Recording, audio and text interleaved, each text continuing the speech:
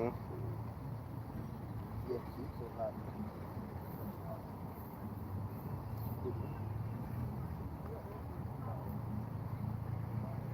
Sometimes it's slow. Okay. Shalom, shalom. Shalom. First and foremost, I want to give all the praises and the glory to Yahweh, Ba'ashem, Yahushai, Ba'ashem, Rakah Kodash. And we give double honors to our apostles of Great Millstone, who rule well over us. So yeah, we're here once again on the highways and the byways, preaching this gospel. Because that's the main thing we must do, go out and preach the word. All right? In season and out of season. All right? So let's start with Tabernacle of David is with me.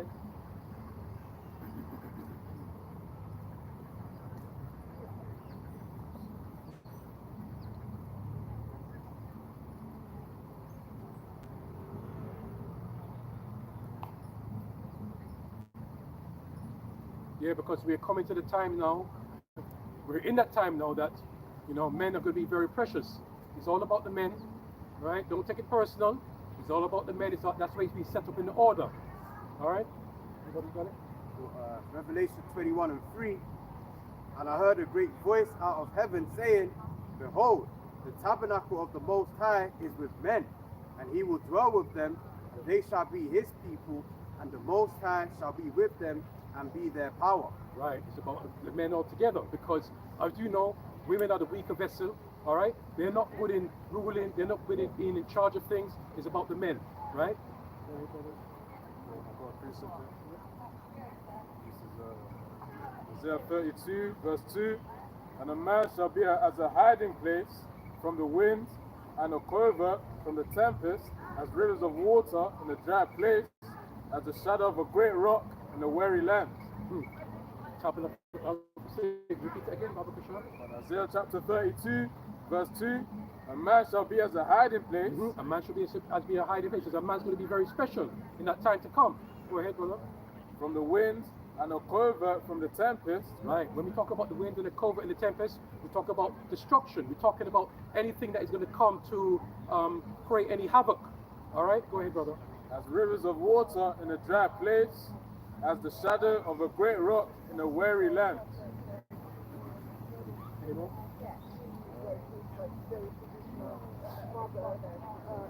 I just got another precept backing up. Ezekiel 34:31. And ye, my flock, the flock of my pasture, are men. Right. And, Go on. and I am your power, saith the Lord Yahweh. So again, it's all about the men. All right. There's an order to follow. First and foremost is the men of the Lord, then the women and the children. All right. So a man is going to be very precious in this time to come. All right. Let's bring on. Did somebody get that precept which speaks about the head of the Messiah and the Father, the head of the man? In 1 Corinthians 11 and verse 3, let me start from the top. Be ye followers of me, even as I am followers of Hamashiach. Now I praise you, brethren, that ye remember me in all things, and keep the ordinances as I delivered them to you. Verse 3, but I would have you know that the head of every man is Hamashiach, and the head of the woman is the man, and the head of Hamashiach is the Most High Yahweh. Right, so therefore, when it comes to order, that is very imperative, very important, all right? Because as the head, our head is Yahushua HaMashiach, and the head of Yahushua is his father, Yahweh. So obviously the women have to be in tune with their head, which is us, the men. Yeah? You can go to with Miriam. She tried to, Miriam was acting up, and then the most side in. But that's as the brother's getting into, man. That's what it is. There's certain things that the Most High set up, and there's nothing you can really do to go against that, man.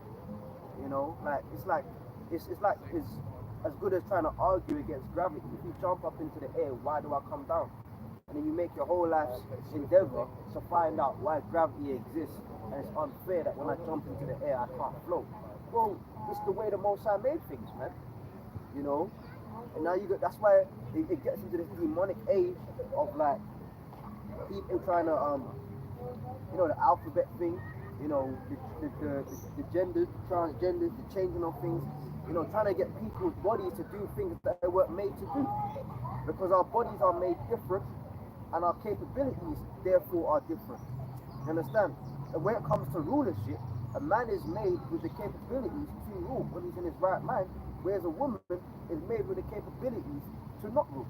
It's the same logic as when I jump into the air, why don't I float? You don't float because there's other factors at play. Gravity, your weight. Okay? So when it comes to rulership, there's many factors at play. Emotions, irrational thinking, temper tantrums. Men are more streamlined, men are more problem solving, result driven, whereas women are more involved in the process and the feelings of things. As brothers getting into it, it only makes sense that the Most High, when he made us, because you see people try and demonize women. No, don't demonize the woman. The scripture says she was made the weaker vessel.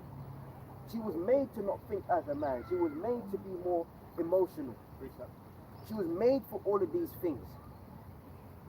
So therefore, she's made for a role. And that role just so happens to not be leadership. That's why the Bible, Brother Ahab is getting into, is constantly speaking about the role of women. Go on. 1 Corinthians 14 and 40. Let all things be done decently and in order. Yeah, that's one of the words Ahab just said, order. There must be the order, because when things aren't done decently and in order, what does it wrought? It wrought chaos. It wrought havoc. Nobody knows their job role. Nobody knows their position. Nobody knows if they're crossing boundaries or not. It's a free for all. And what's that saying? You've got too many cooks in the kitchen. Yeah. When you've got too many cooks in the kitchen, They spoil the broth. it becomes unproductive, man. In economics, they call it economies of scale. All right? You could think the more the merrier, but oftentimes, it's not the more the merrier, man. The more equals confusion. Sometimes less is more, man. So in a household structure, there's meant to be one ruler, which is the husband. Now, where it concerns the children, the woman's like a second, of course. She's over the children. But the overall riding authority in a household is meant to be the father. And that's why Esau, he knew that. The scripture says he inquired a diligent search. That's why one of the first things he did was what? Remove the so-called black man out of the house. Because when you can do that, you now have control over the woman's emotions. You now have control over the children because they've got to go to school 5 days out of the week. Okay? Women are no longer housewives. They're now having to work as well. They're under the vibration of either my master, the boss, the supervisor, the employee. The husband's got to bust his ass to provide for the family, so he's hardly around. Okay? And when you check it, economies of scale, families were doing better. Israelite families were doing better when it was just a man working. Now they've engineered it where you need two people to work, but initially when that started happening, that's when things went downhill. On the economic level, on the financial level, on a socio-economic level, on a nuclear level. Now the family's fucked up. All because of what? Esau understood, if I disrupt the natural order of things, it's game fucking over. And that's what he's done. Numbers 12 and start from the top, a couple of verses ago. And Miriam, from the top, Numbers 12. And Miriam and Aaron spoke against Moses because of the Ethiopian woman whom he had married, for he had married an Ethiopian woman. And they said, hath the Lord indeed spoken only by Moses? Hath he not spoken also by us? And the Lord heard it. There's questions here. Right, so that's a kind of challenging question. Carry on, reading on. And now the man Moses was very meek above all the men which were spoken on the face of the earth. And the Lord spoke suddenly unto Moses and Aaron and unto Miriam, come out ye thee unto the tabernacle of the congregation, and the three came out. And the Lord came down in the pillar of the cloud and stood to break him down while I'm going on. Every time. And the Lord came down in the pillar of the cloud and stood in the door of the tabernacle and called Aaron and Miriam, and they both came forth. And he said, how now my words? I said now. And he said, hear now my words. If there be a prophet among you, I, the Lord, will make myself known unto him. In a vision I will speak unto him. In a dream unto my servant Moses. Is not so? Why is faithful in all mine? Who is faithful in all mine house? With him I will speak mouth to mouth, even apparently not in dark speeches and in similes of the Lord. Shall he behold whereof then we ye not afraid to speak against my servant Moses? That's the question. Jehovah answering their question. Why are you not afraid to speak against my servant Moses? Read it on. And 9 says, and the anger of the Lord was kindled against them, and he departed. Right, wrapping it up now, in 10. And the cloud departed from off the tabernacle, and behold, Miriam became leprous, white as snow. And Aaron looked upon Miriam, and behold, she was leprous. Right. And the reason why, because she was being disobedient. She didn't follow the order. She knows what is to show respect. You cannot go above the man and talk. And that was a part of her judgment, right? He changed her from her original color to being a leper, right? And that was it. Yeah? Go ahead. Read the next couple of verses, it's deep. So there you have it. There's more. Reading on in 11 says, and Aaron said unto Moses, alas, my Lord, I beseech thee, lay not this sin upon us, wherein have done foolishly, and wherein we have sinned. That's Aaron. So he's showing some kind of, reading on. And let her not be as one dead, or whom the flesh is half consumed, when he cometh out of his mother's womb. Reading on. And Moses cried unto the Lord, saying, Heal her now, O Yahweh, I beseech thee. And the Lord said unto Moses, if her father had put spit in her face, should she not be ashamed 7 days? The Most High basically said, I ain't fucking going to bread, man. Fuck that bitch. And that's just going back to your point of how seriously the Heavenly Father takes order. That should let you know. You see, because Moses was a meek man. So he wasn't trying to see his sister all fucked up and that. So he went to, Aaron was, beseeching the Lord. Moses went before Yahweh and said, look, heal her. And the Lord said, when he said, should her father got spit in her face, he basically said, no, I ain't listening to that. So she was put out of the camp. Let her be as one half dead. So for 7 days.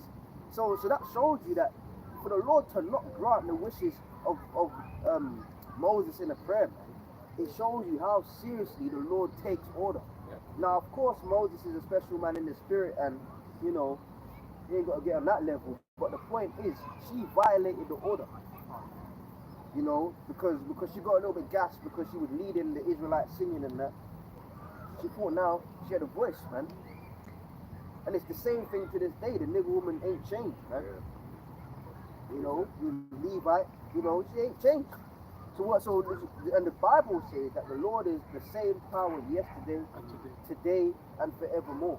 So if that's the kind of stance, yes, that way. If the Lord said it's that way for Miriam, what the hell do you think's gonna happen right now? You got proof that somebody can hold Ezekiel 9 on them. Yeah.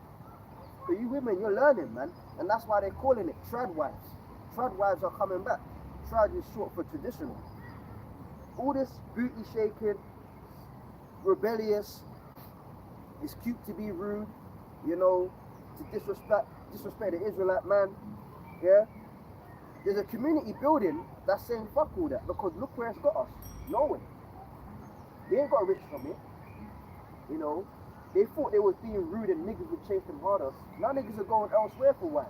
The Philippines and stuff, the black man ain't interested, the Hispanic man, so-called Hispanic man ain't interested. Even the Native American Indian, they've been not interested in your black ass, man. Edomites ain't even interested, because the Edomites, they realize, the black woman is stressed. Yep. Maybe she's good to suck my dick at work and fuck her in the bathroom, but as for me getting a relationship with her, hell no. They ain't doing that. So no nationality of man wants the nigger woman. So they're realizing, nah, this ain't working out. So now they're starting that movement, trad wife, traditional wife. I cook, I clean, I bring forth children. I'm obedient. I don't argue.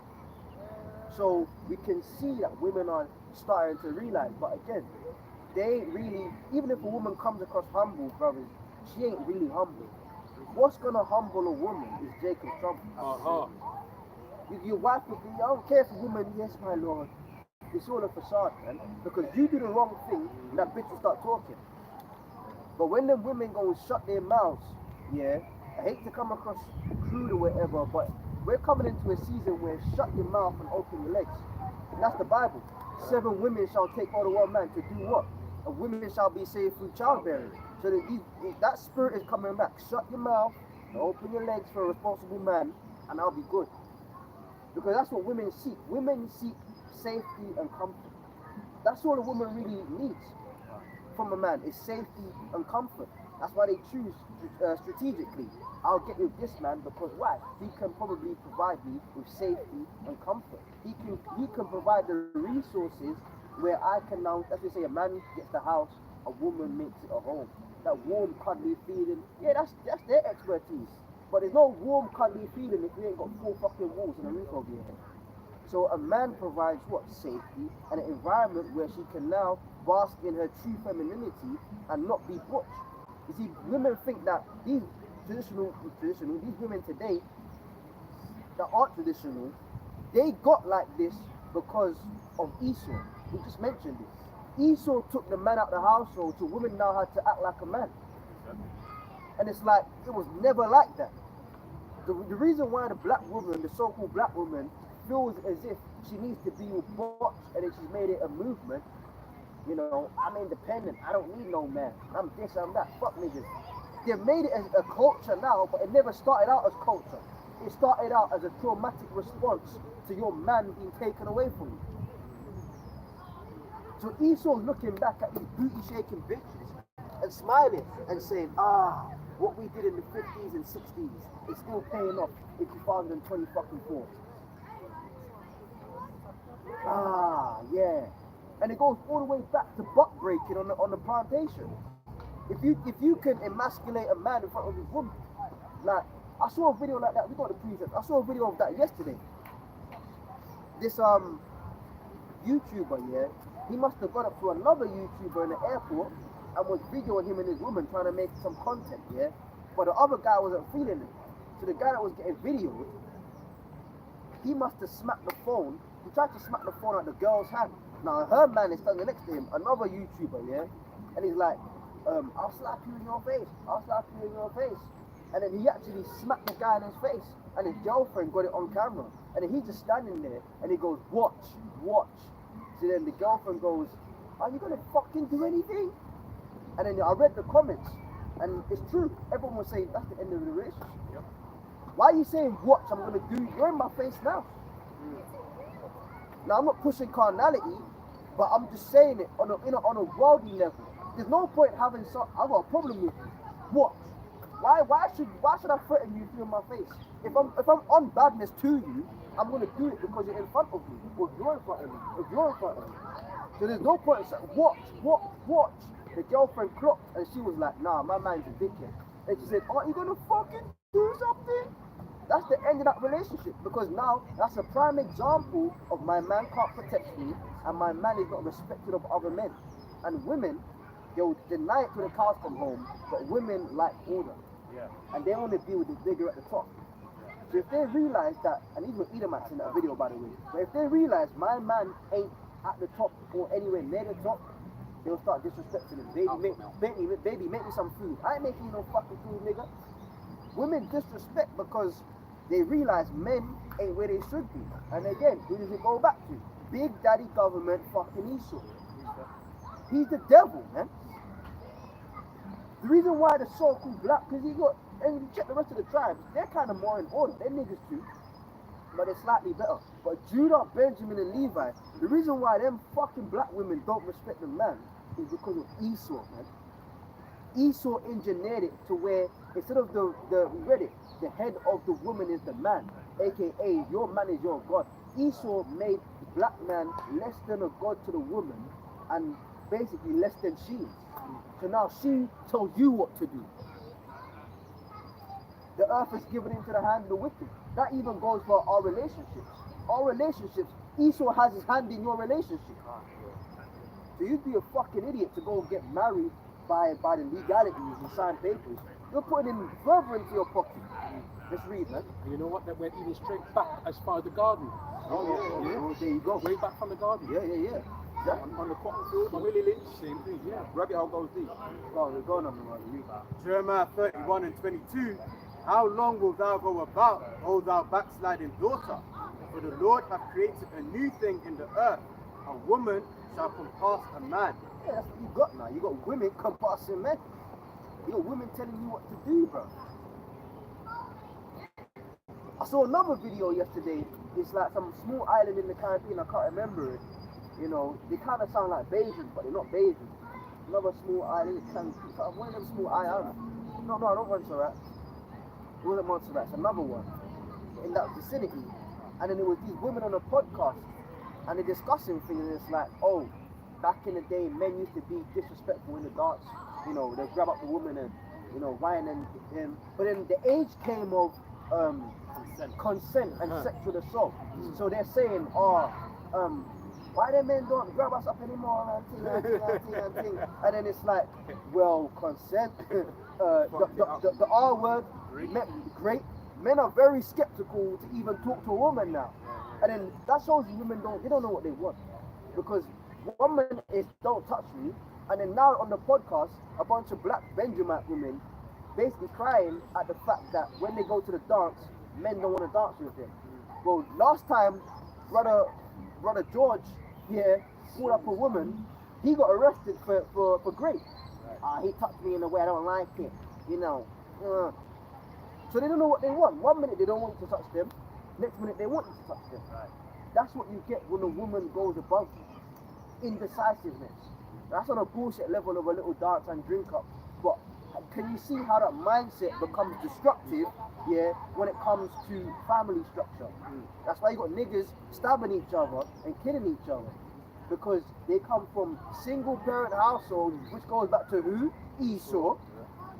They get raised by the mum only, which goes back to who? Esau.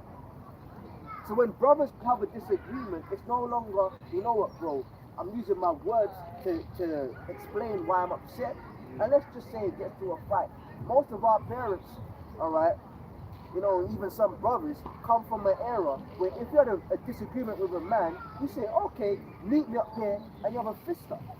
It's better to have a fist up, bust your eye, bust his mouth, and then shake his hand. And then go your way. That's better. That's how it used to be. Yep. That's before my time, you know. But I've been told stories of my dad and parents. Talk on it. I went there. You was. Yeah, well, a couple of times. I ain't let you know. What the hell in the box? I'm not saying put all my business out there. Yeah, you can't. But man used to get into it and get fisticuffs and then say, all right then, we leave it. And then they may see each other again and they start shouting, but then they respect each other because they know what they can put on the table with each other and respect. And there's a boundary made. And then you see each other, and then you kind of I respect that brother, I respect him. He all right. He's about that life. He's the real, he's the real deal. And some of them who ain't the real deal, they go missing. You never see them again because they ain't the real deal. They were just talking shit, and then when it came to it, they can't fight.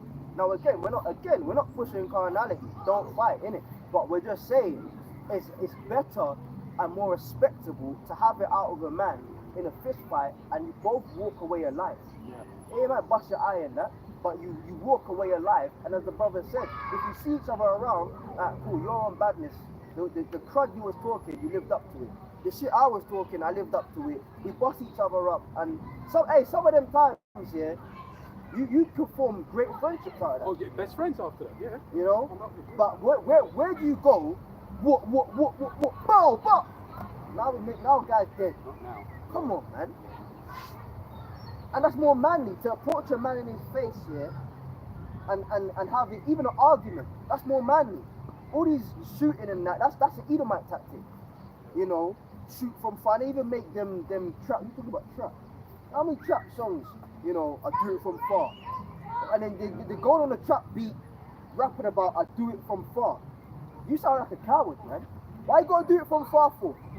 Go in a man's face and be what you're, you know. And that's Esau's spirit, because what Esau does, he goes from like an eagle. He did it from far. From far, from the eagle. That's and what is that thing? The symbol of America. The eagle. The eagle. That's Esau's tactic, brother. Tactic, yeah. Do it from far. Yeah. So now you got niggas claiming to be bad. Oh, do it from far. I shot him from 100, no, 30 meters away, whatever. Bro, you're not bad, man. But again, it all goes back to Esau. That's the point, man.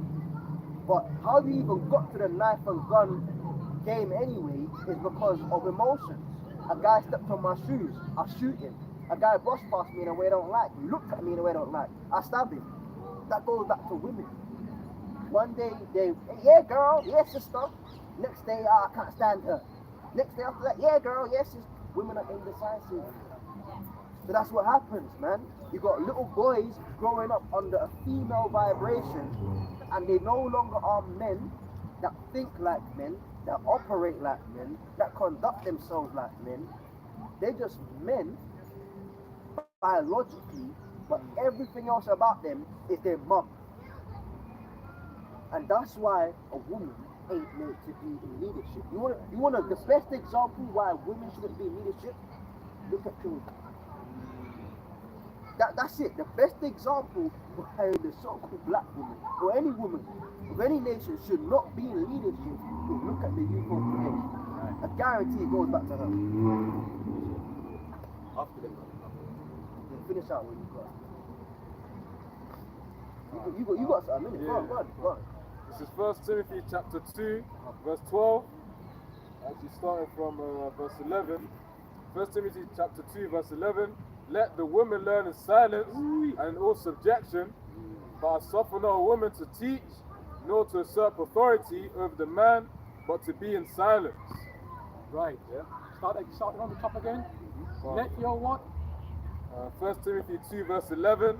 Let the woman learn in silence and with all subjection. Right. All subjection under who? The man. All right. You have to learn in silence, because if you do not, and you try to go above the man, that's going to create confusion. And you see what's happening today? Not confusion. This word is turned upside down. Go ahead, brother. Yeah, I grew up in a household, man, where like, if you did something, me and my brothers and sisters, it was literally, wow, I'm gonna see what your dad has to say about that. You know what I mean? Like, even like certain decisions in that, your mum couldn't just go ahead and make them, man. You know what I mean? If you had two parents in a household, the way my family was set up, man, it's like, shit, man. Certain things your mum can deal with, and then certain things she just wash her hands of it. Well, that's your dad's shit. That's your dad. Your dad got to deal with that. And that put the fear of God in you, man.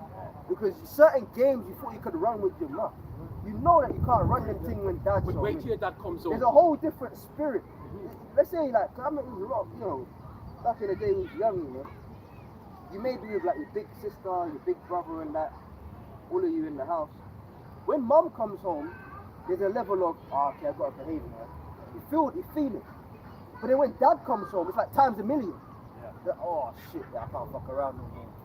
Running up and down and, you know, acting, you know. You can't, because they carry, even your mum's meant to carry a level of fear about her. But it's your dad. Right. How it should be is the dad is the one that, yo, I'm a bust the ass, man, if you come, you know. Even if it's not a beating thing, just looking at your dad sometimes, you should be like, whoa, yeah, I can't really, you know. Subjection, but now you got women here. You got women making decisions about the children, about the dad.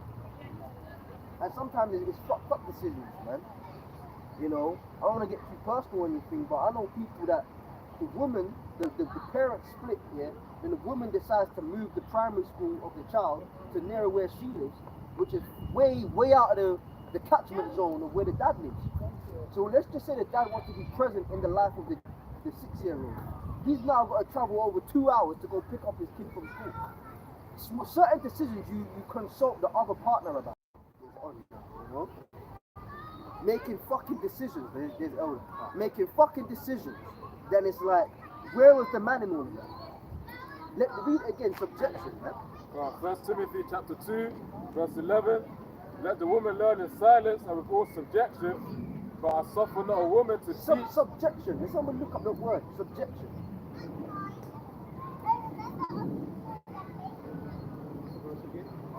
First Timothy chapter 2, verse 12, verse 11, verse 11. 2 verse 12, verse 11, yeah? Subjection. Because you say certain words to women these days, and what does it become? It becomes a trigger word. You say the word submission, subjection, no! Yeah. Right, it's a subjection. The act of subjecting, obedience, subjection. See? You tell it, that's another trigger word, obedience. I ain't obedient to nobody. I'm my own boss. Okay. Yeah, okay then. Yeah, okay. I've got two, if I can say, I've got two different, what you call it, opposing. When I was in Jehovah's Witness and I use that word subjection, the Yahshua Allah, Benjamin, Judah and all that, we understand about how women, things supposed to run, but in the Christian church, that was like, I opened up a can of worms, right? But before I was into that, and I was kind of like calm with a woman, and then I let off, I said, look, I said to her, before I was in Jehovah's Witness, when I was doing my thing, I said, you're playing with fire when you're messing with me, alright? That side came out. And she humbled down, alright? She was going on stupid, but then she humbled down, and every time she saw me after that, and I've said this before one of my people, she said, that's my husband. Anytime she sees you, she said, that's my husband. When they like when you get, when you ain't got no respect. You understand? When you got that kind of like edge on you, that edge about you. In the Christian church now, it's not even a respect thing. They like when you're the boss. It's not even about respect, because you respect a woman. Yeah. But in respecting a woman don't mean you're a pussy to her. Right. Listen, man, then sit When your you stand ass up down. as a man. Sit down, sit down, man. Yeah. You do it. You ain't try to argue with you and shut up. You keep be quiet. Yep. They'll act like, but then really, Deep down inside, that's my man. They're getting wet, bro. He would protect me when there's something kicks off. That's what they're thinking in their mind. He will stand up for me because that's a man. What do women look for? They look for protection and comfort. When safety, if you provide protection, comfort, and safety, she's into you, bro.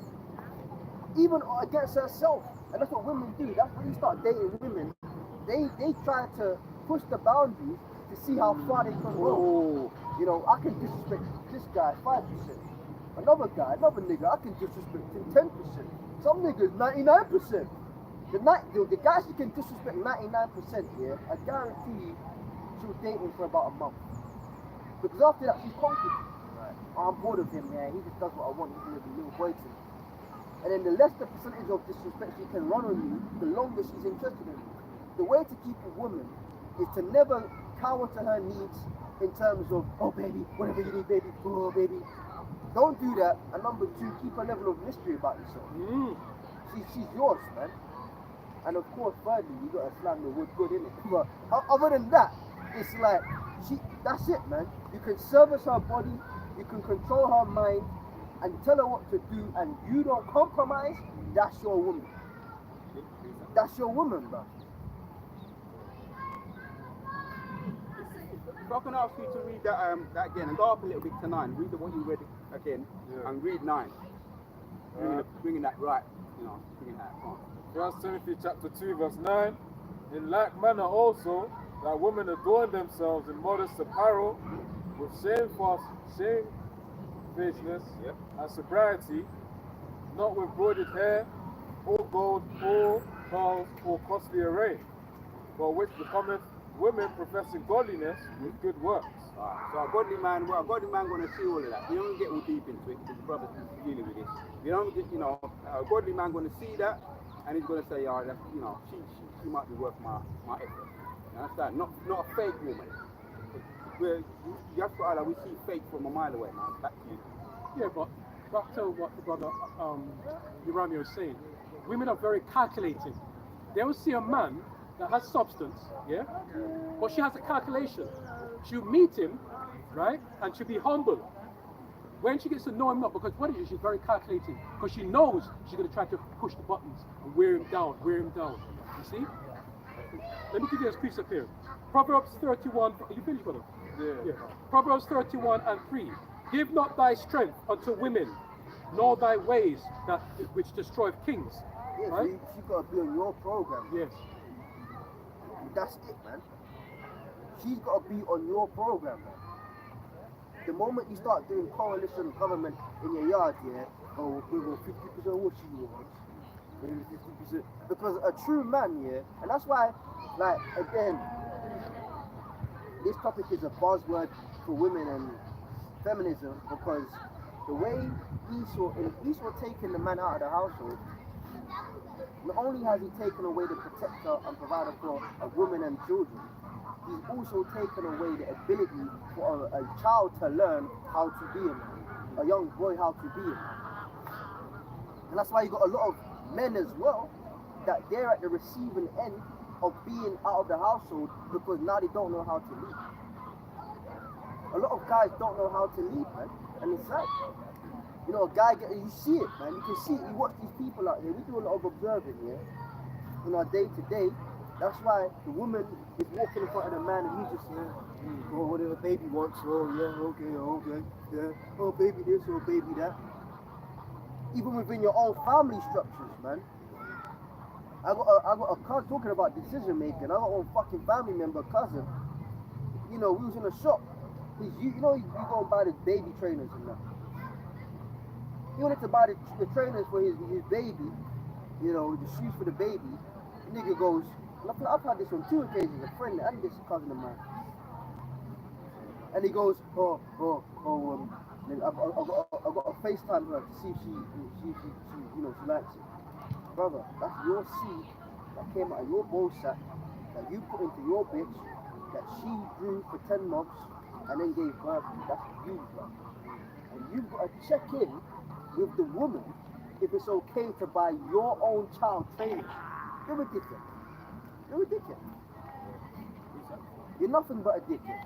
That's it. You're a dickhead that happened to get some woman pregnant and you feel like you're a big man, but you're not. You're second in command with your own child. You dickhead, you clown. But then again, if you go deeper into it, on a psychological level, Jake can't help themselves but be submissive because, again, when Esau took us out of the household, not only did he deprive the women and children of leadership, he deprived the man the ability to lead. So if your dad weren't present and you have children now, you've got no, like, example of how to lead a woman and children. So yeah, a lot of us had to play it by ear. A lot of brothers had to play it by ear. Well, I guess I'm just doing the right thing. And the spirit is with brothers and they do the right thing. But when you talk about these people out in the world, man, it might as well be two mothers in the household. And it so happens that one of them got a dick. Because the mindset of the average man is that of a woman. It's funny you mentioned that, brother. A few months ago, this woman, she was on the landing near where I live. She was screaming on the phone, speaking to her boyfriend, her husband, right? Apparently she's got a child with him, you know? And she said to him, bring back my child. It's my child. But she doesn't know that he's the one that planted the seed. All right? It is his child. It's his seed. But just an incubator. But what happened? 2 weeks later, the child came right back to the woman. Then I don't see the man anymore. You're going to read the precepts, but then just to land back of what you said, that shows you that, again, Esau's at play. When you go to court to dispute, the parents broke up, you know, who the child goes with, before the hearing, before the court hearing, it's already set but in question. Meaning that if the evidence shows whatever, it can change. But if the evidence doesn't give any good insight, it's already preset at 70-30 percentage in the woman's favor. So if you go to court with your woman over your child, automatically before the judge hears anything, 70% of the time will be with the mum and only 30% with the dad. But that's wicked. And then you have to negotiate your percentage up. Sometimes some men get 60-40, but still it's in the woman's favor. You'd be lucky if you get 50-50. But that just shows you Big Daddy government is on the woman's side. Imagine that. Before you go to the court and hear anything, yeah, alright, so we're starting off at 70-30. That's wicked, man. And a lot of women, I know women, a lot of women are whatless with their children. And it'd be better for the child to be with the dad because the dad actually loves the child. Feeding them with pizza every night. you know, pizza and TV. Yeah. Get to your room, blah. And then again, what happens? That pizza and TV kid gets to age 16, either stabs someone or gets stabbed. Like, come on, man. But again, it goes back to Esau. Let's read. This is 1 Ezra 4 and 26. Yeah, many there be that have run out of their wits for women and become servants for their sakes. Many have also perished. Many also have perished, have erred and sinned for women.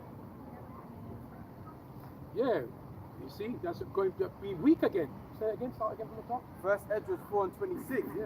Yeah, many there be that have run out of their wits for women and become servants for their sake. Imagine running their wits, giving all their strength to a woman, and look at the end, look at the outcome.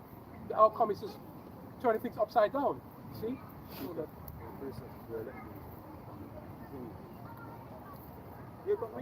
go.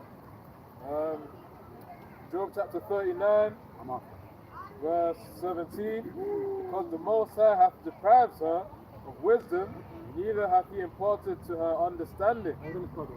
Depart her with wisdom. There must be a reason why. Because it's all about the order, right? Because of the man. How does it go against luck here? Of the woman. Came in. The head of the man. No. Of the man. Oh, The woman came off the man. That's the one. Of the woman came of the man. There's an order is set up, right? Because the man has the true wisdom and knowledge and understanding. The woman is the weaker vessel, right? So say again, your brother. Job chapter 39, verse 17. Because the Most High hath deprived her. Deprived her. That word is very important. Deprived, right? Deprived her of wisdom, because wisdom is not given unto them, right? They're not to be in rulership. They're not to be in charge. You see? Come on, brother. Neither hath he imparted to her understanding. Two. No wisdom, no understanding. All right? Go ahead. That's it. I've got recent, right? So we're looking at the blueprint. We look at a quick blueprint here. There's no excuses, man. Same way, anyway, let me just read. Titus chapter 2 from the top says, But speak thou the things which became sound doctrine, that the aged women be sober, yeah, grave, temperate, sound in faith, in charity, in patience, yeah. So these are some of the you might call gauges or blueprints for the aged women to, as it reading on, 3. And the aged women likewise, that they be in behavior as becometh holiness, not false accusers, not given too much wine, teachers of good things. Right, reading on. 2 more. That they may teach the young, and you can jump in any time, yeah? That they may teach the young women to be... And when you giving it to wine, you talk about different philosophies. Yeah? These women, and Esau, they want to turn things upside down. They want to turn things upside down, and because we know we're supposed to follow according to the law, the scriptures, but they don't follow the law, the scriptures, right? So they're going into different philosophies, and if you go into different philosophies, it's going to create confusion. Right. Yeah, reading on. 3 again. That the aged women likewise, that they be sober, that they be in behavior as becoming holiness, not false accusers, not given too much wine, not teachers of things. Some of us have been on the receiving end of false accusations. I'm just going to keep it to the truth, because once we got arrested because of some thing up in Peckham. It was a false accuser that took place. So we spent a little bit of time in lockdown for a little while, but it was all resolved and we got acquitted. But that's how these women, if they're not in line, then that's what happens, man. Yeah, given too much wine, teachers of good things, right? That they may teach the young women to be sober, to love their husbands, to love their children. Because I like what you said earlier. Because when you don't. The ducks even giving it away. The ducks may be getting it as well. I don't know, maybe from them. Anyway, but like, yeah, when you've been on the receiving end, you kind of relate to it. What was I gonna say? Yeah, there's that time is where it used to be, when the women keep them quiet and open their legs. And as it's saying here, I'm going to read it verbatim, because it's not about being, that's the word, just come back to me now. It's not about being male chauvinists. What they may have taught us in school about men, So you can't do that, that's no chauvinism. The scriptures, right? Back to the scriptures. That they may teach the young women to be sober, to love their husbands, to love their children. When they love their husbands, right? That's true what he said. food on the table, keep a little bit less talking, a little bit more Keep the man happy. a little bit more, action in the bedwork. There's a scripture in Corinthians. I'm going to look for it after, right? Not to deprive your man of the Jew. You understand? And in the Christian church, I know enough men that are supposed to be married, and they're going with their wife to the meeting. The woman's got she's got her Bible, he's got his. The children have all been taught everything, and they're going on with a smile on their face, and she ain't rendering the blasted Jew. So that it got the rabbit hole goes deep, man. I'm two more. I'm gonna give back to you. Yeah? That they may teach the young women to be sober, to love their husbands, to love their children, to be discreet, chaste workers at home, good, obedient to their own husbands, that the word of Yahweh be not blasphemed. Right. It's all about the obedience at the end of the day, yeah? Right? It's better to be obedient than to give sacrifice, right? So it's best to be obedient, and if anything is obedient, that's according to the law, right? And we should stick to that.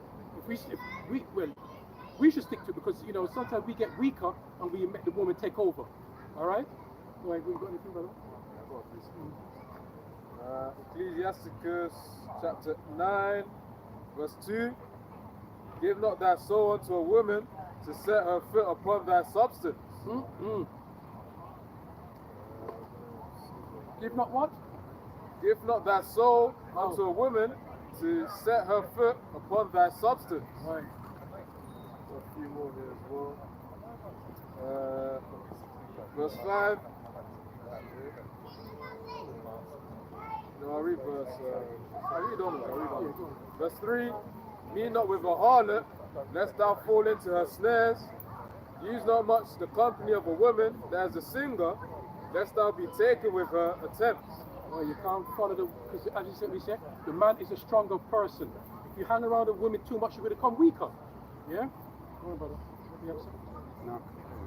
Gaze not on a maid, that thou fall not by those things that are precious in her.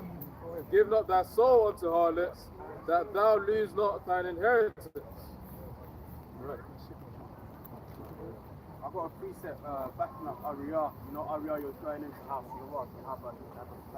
you're going into how these women they withhold, sex from their man. Okay, but they be sitting up in the church congregation that everything is all good. This is 1 Corinthians 7 and 5 in the NLT. Do not deprive each other of sexual relations, unless you both agree to refrain from sexual intimacy for a limited time, so you can give yourselves more completely to prayer. Afterward, you should come together again, so that Satan won't be able to tempt you because of your lack of What are you reading? self-control. What verse are you reading? 1 Corinthians 7 and 5. Read from 2 and read that. In the NLT. Whatever you want, the best one. I can't. I'll read in the NLT. Yeah. 1 Corinthians 7 and 2, NLT. But because there is so much sexual immorality, each man should have his own wife, and each woman should have her own husband. The husband should fulfill his wife's sexual needs, and the wife should fulfill her husband's needs. Verse 4. The wife gives authority over her body to her husband, and the husband gives authority over his body to his wife. Just stop there, right? You want to break that? I've got it there because I'm talking from in the Christian church from within. Man confided with me because man didn't have nowhere else to turn. You can't turn to the elders because the elders are going to say it's up. Even though the scripture says, right, to not withhold the Jew in that interpretation, right. It's the same thing. Not to, she hasn't got authority over her own body. You can't go to an elder and then the elder's going to say to you, all right, the elder, a man, going to go up to your wife and say, give him sex when he wants it. She ain't going to want to accept it from him. You understand? So he's confided with me, and trust me, some of them have even tried that. He's confided with me, and he said to me, cut a long story short, he said to me, look, when everything ain't right in the yard, for example, the washing machine ain't working, ain't getting nothing. So he's more or less begging, and then this particular person, this individual, because there's a whole other story. He ended up going and sleep with another woman, and he got his fellowship, fornication. They call it fornication, but adultery, because the women them are causing all the adultery in the church because they're not giving it to their husband. Carry on reading, Baba Kushar. Verse 5. Do not deprive each other of sexual relations, unless you both agree to refrain from sexual intimacy for a limited time so you can give yourselves more completely to prayer. Afterward, you should come together again so that Satan won't be able to tempt you because of your lack of self-control. So the last one you read was what, 6? Verse 5. Yeah, that's the one. That's the one. The point that we're getting into, you often up talking about the women. A lot of the problems come with their accusation, the false accusation, and the woman not rendering the due. But that time is coming, as Big Brother said earlier on, when it's going to be legs open, less targets, legs open, and all the other entitled talks about keeping your man happy. And women, they know how to do that, but they play games with it. And I've been with women that, yeah, they can do it when things is going right. But as soon as they don't like something, that's when they start playing games. So that time is coming back. Other rutters are soon. Yeah. Ecclesiastes 7 and 26. Ecclesiastes 7 and 26. And I find more bitter than death the woman whose heart is snares and nets, and her hands as bands. Whoso pleaseth the Most High shall escape from her, but the sinner shall be taken by her. This is why it's very important that we serve the Lord, Yahweh Basham Yahushai, right? Giving all our strength to our Heavenly Father. Because if you do that, then when that wicked woman comes along, He will give you strength to cope with that woman, to see through her craftiness. Yeah? I got something here. 1 Corinthians 7 verse 29. But this I say, brethren, the time is short. It remaineth that both that have wives be as though they had none. You want to talk about it, bro? Yeah, well, we're talking about at the moment, that time is coming. As we looked at it a little bit on 1 Corinthians 7, the whole of that, he says, it's better for you not even to touch a woman. Yeah, but for sake of fornication, in other words, you want to get your rocks off, it's better to do that. When you're a young man, yeah, you're gonna do. We know how it is. We see both sides. We've seen both sides of it. Being young, you want to sow your raw adults, and it's all in the spirit as well. Anyway, the spirit of the Lord goes back into that in Genesis. That was the spirit of the Lord that fell upon Adam and Eve, because that was the purpose of them, for them to be fruitful and multiply. So when you have a youth, that's the scriptures talk about that it's an inheritance from the Most High.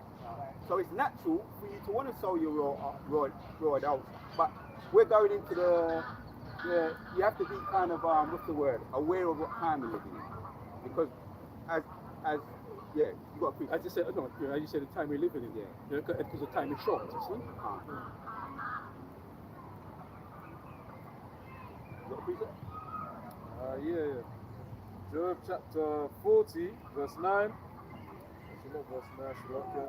Job 40, verse 7. Gird up thy loins now like a man, I'll demand of thee, and declare thou unto me. Yeah, because as I said, the time is getting closer now. We have to gird up our loins, keep our minds focused, keep our minds strong, and know what we're doing. Yeah? I've got a precept to back up the times that we're heading into. This is Matthew 24, verse 21.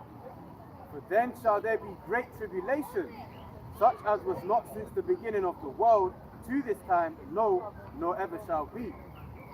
And except those days should be shortened, there should no flesh be saved. But for the elect's sake, those days shall be shortened. Yeah, because the times are getting shortened, and it's good. It's in our favour. I like the way the Most High says it. For the elect's sake, the time is shortened. It's for our sake. So when you see how the weeks are going so fast, other rutters are you're getting your head down, within what the chores, the spiritual chores. The time goes even quicker.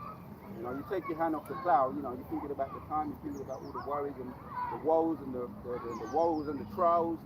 If the woman's throwing things at you, yes, because she's going to be doing that. That's tribulation in the flesh. Your family members, yes, it's going to be doing that. It's going to be doing it. Whether you're on the plow or whether you're off the plow, you're going to get woes. Anyway, So just other rutters are to the best of your ability. Stay on the plow, put the work out there. You understand? The Most High, there's always a balance to everything. Anyway, So let me just bring this one out because we're talking about the time is short and the days, most high cutting the days short, which is in our favor. Second Ezra chapter 3, just touch on this. I'm gonna just touch on start on verse 1, just to get an idea of some blueprints of dealing with these women today. First Ezra chapter 3, reading from 1 says, Now when Darius reigned, he made a great feast unto all his subjects, and to all his household, and unto all the princes of Media and Persia. So if you're not familiar with the whole of this chapter is good. Now I'm going to hit the point because there's a feast taking place, and he was asking them 3 men questions. Verse 4 says, Then the three young men that were of the guard that kept the king's body spoke one to another, and let every one of us speak as sentence, he that shall overcome and whose sentence shall seem wiser than the others, unto him shall the king Darius give great gifts and great things in token of the victory. Right? So there's a little, what you might call a little conundrum that they're coming together to figure out. 6 says, then I'm going to jump down to the point. Then 6 says, as to be clothed in purple, to drink in gold, and to sleep upon gold and chariots with the bundles of the gold, and the hard head attire of fine linen, and a chain about his neck. So whoever does well in this game, this conundrum, I'm going to bless them with those things I just read here. Now when you jump down, these are the conclusion that they came to, and the elders, they've been getting into this for the longest time. Because they gave me answers straight away. The scriptures give you answers straight away. So the first one said, in 10 said, the first wrote, wine is the strongest. Question was, what is the strongest? Wine, the king, or woman? So the first wrote, wine is the strongest. The second wrote, the king is the strongest. The third wrote, women are strongest, but, right, so women is strong. Let's not be in denial about it. Right, a woman, the precepts you brought out, a lot of men lose their mind over women. Actually, Ezra said that too. A lot of men got out there whipped for women. It's the story of this story we're reading here. So you've got to acknowledge a woman is strong, or to put it another way, the man might be just weak. The woman ain't got no strength over you if you don't have a weakness for them. Enough women we walk past, and I look at them and I say, nothing to go with. You understand? But if I was weak to them, they'd be strong. So sometimes the weakness is in you. But it's true, as you said, because it says, do not give your strength unto a woman. So it's actually ordering a man not to give his strength unto a woman, because they're going to turn things around. Right. So put it in perspective too. A lot of the men are. You said the wicked woman is given to a portion of a wicked man. A lot of the men are wicked, no doubt. That's why they get wicked women. That's why some of them get shot up, and the scheme that the woman puts them through, and they end up getting shot or ambushed and all of that. The spirit of the Lord was on them. Why that happened? Let's put things in perspective, man. A wicked woman is given as a portion unto a wicked man.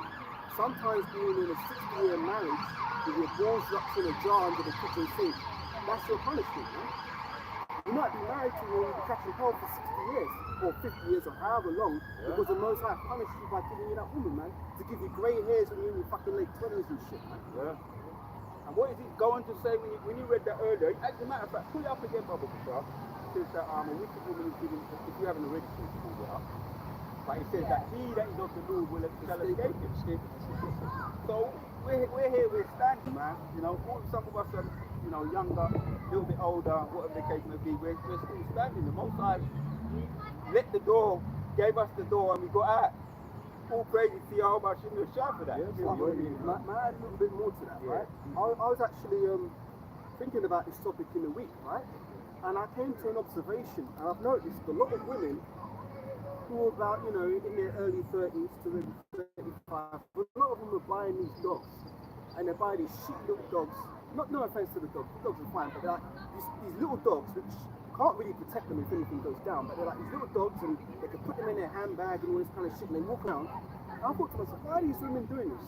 You know the reason why? Because of feminism. A lot of women have bought into the idea that they can be a career woman, and that they don't need no man, and they can do it all bad by themselves. So now they're in their 30s, they hit the wall, because the fact of the matter is a lot of men, but this is the funny thing, men want to date younger women, but women want to date older men. So what happens is when women get to in their early 20s, all the men are throwing themselves at her, and she thinks shit don't stink. But as soon as she hit 30 now, she's having to compete with women that are like 18, 20 on up. So now her market value's gone down, right? And also the older men, they ain't really checking for her, so she's losing out because then she has to date younger men, and younger men, women don't really check for them like that because they're not really established, they're not set up, they've not got much maturity, they're just fuckboys to put it that way, right? So then what happens is these women, they get desperate, they can't get a man, they really want to have a baby, so what do? They buy these cute little dogs because they've got the maternal instinct of thinking, oh, I want to care for a little one, so they buy these little dogs and they try and front, like they go on Facebook posting these pictures, try and act like they're so happy, but most of them are fucking depressed, man. And this is a beautiful thing because this is actually a fulfillment of Isaiah 4 and 1. The turnaround is that these women who thought that they were independent and strong, they've turned themselves into men in the workplace. Now they're earning more than the men that are their contemporaries, and that's another thing. Women don't want to date down. If you're earning less than her, she looks down on you. She thinks, my man has to earn more than me, but she's so stubborn that she can't come to the realization that feminism has led her down a dark path, and now she's poor, she's lonely, she's depressed, she's fucking miserable, and the next beautiful thing about that is that their ovaries are drying up.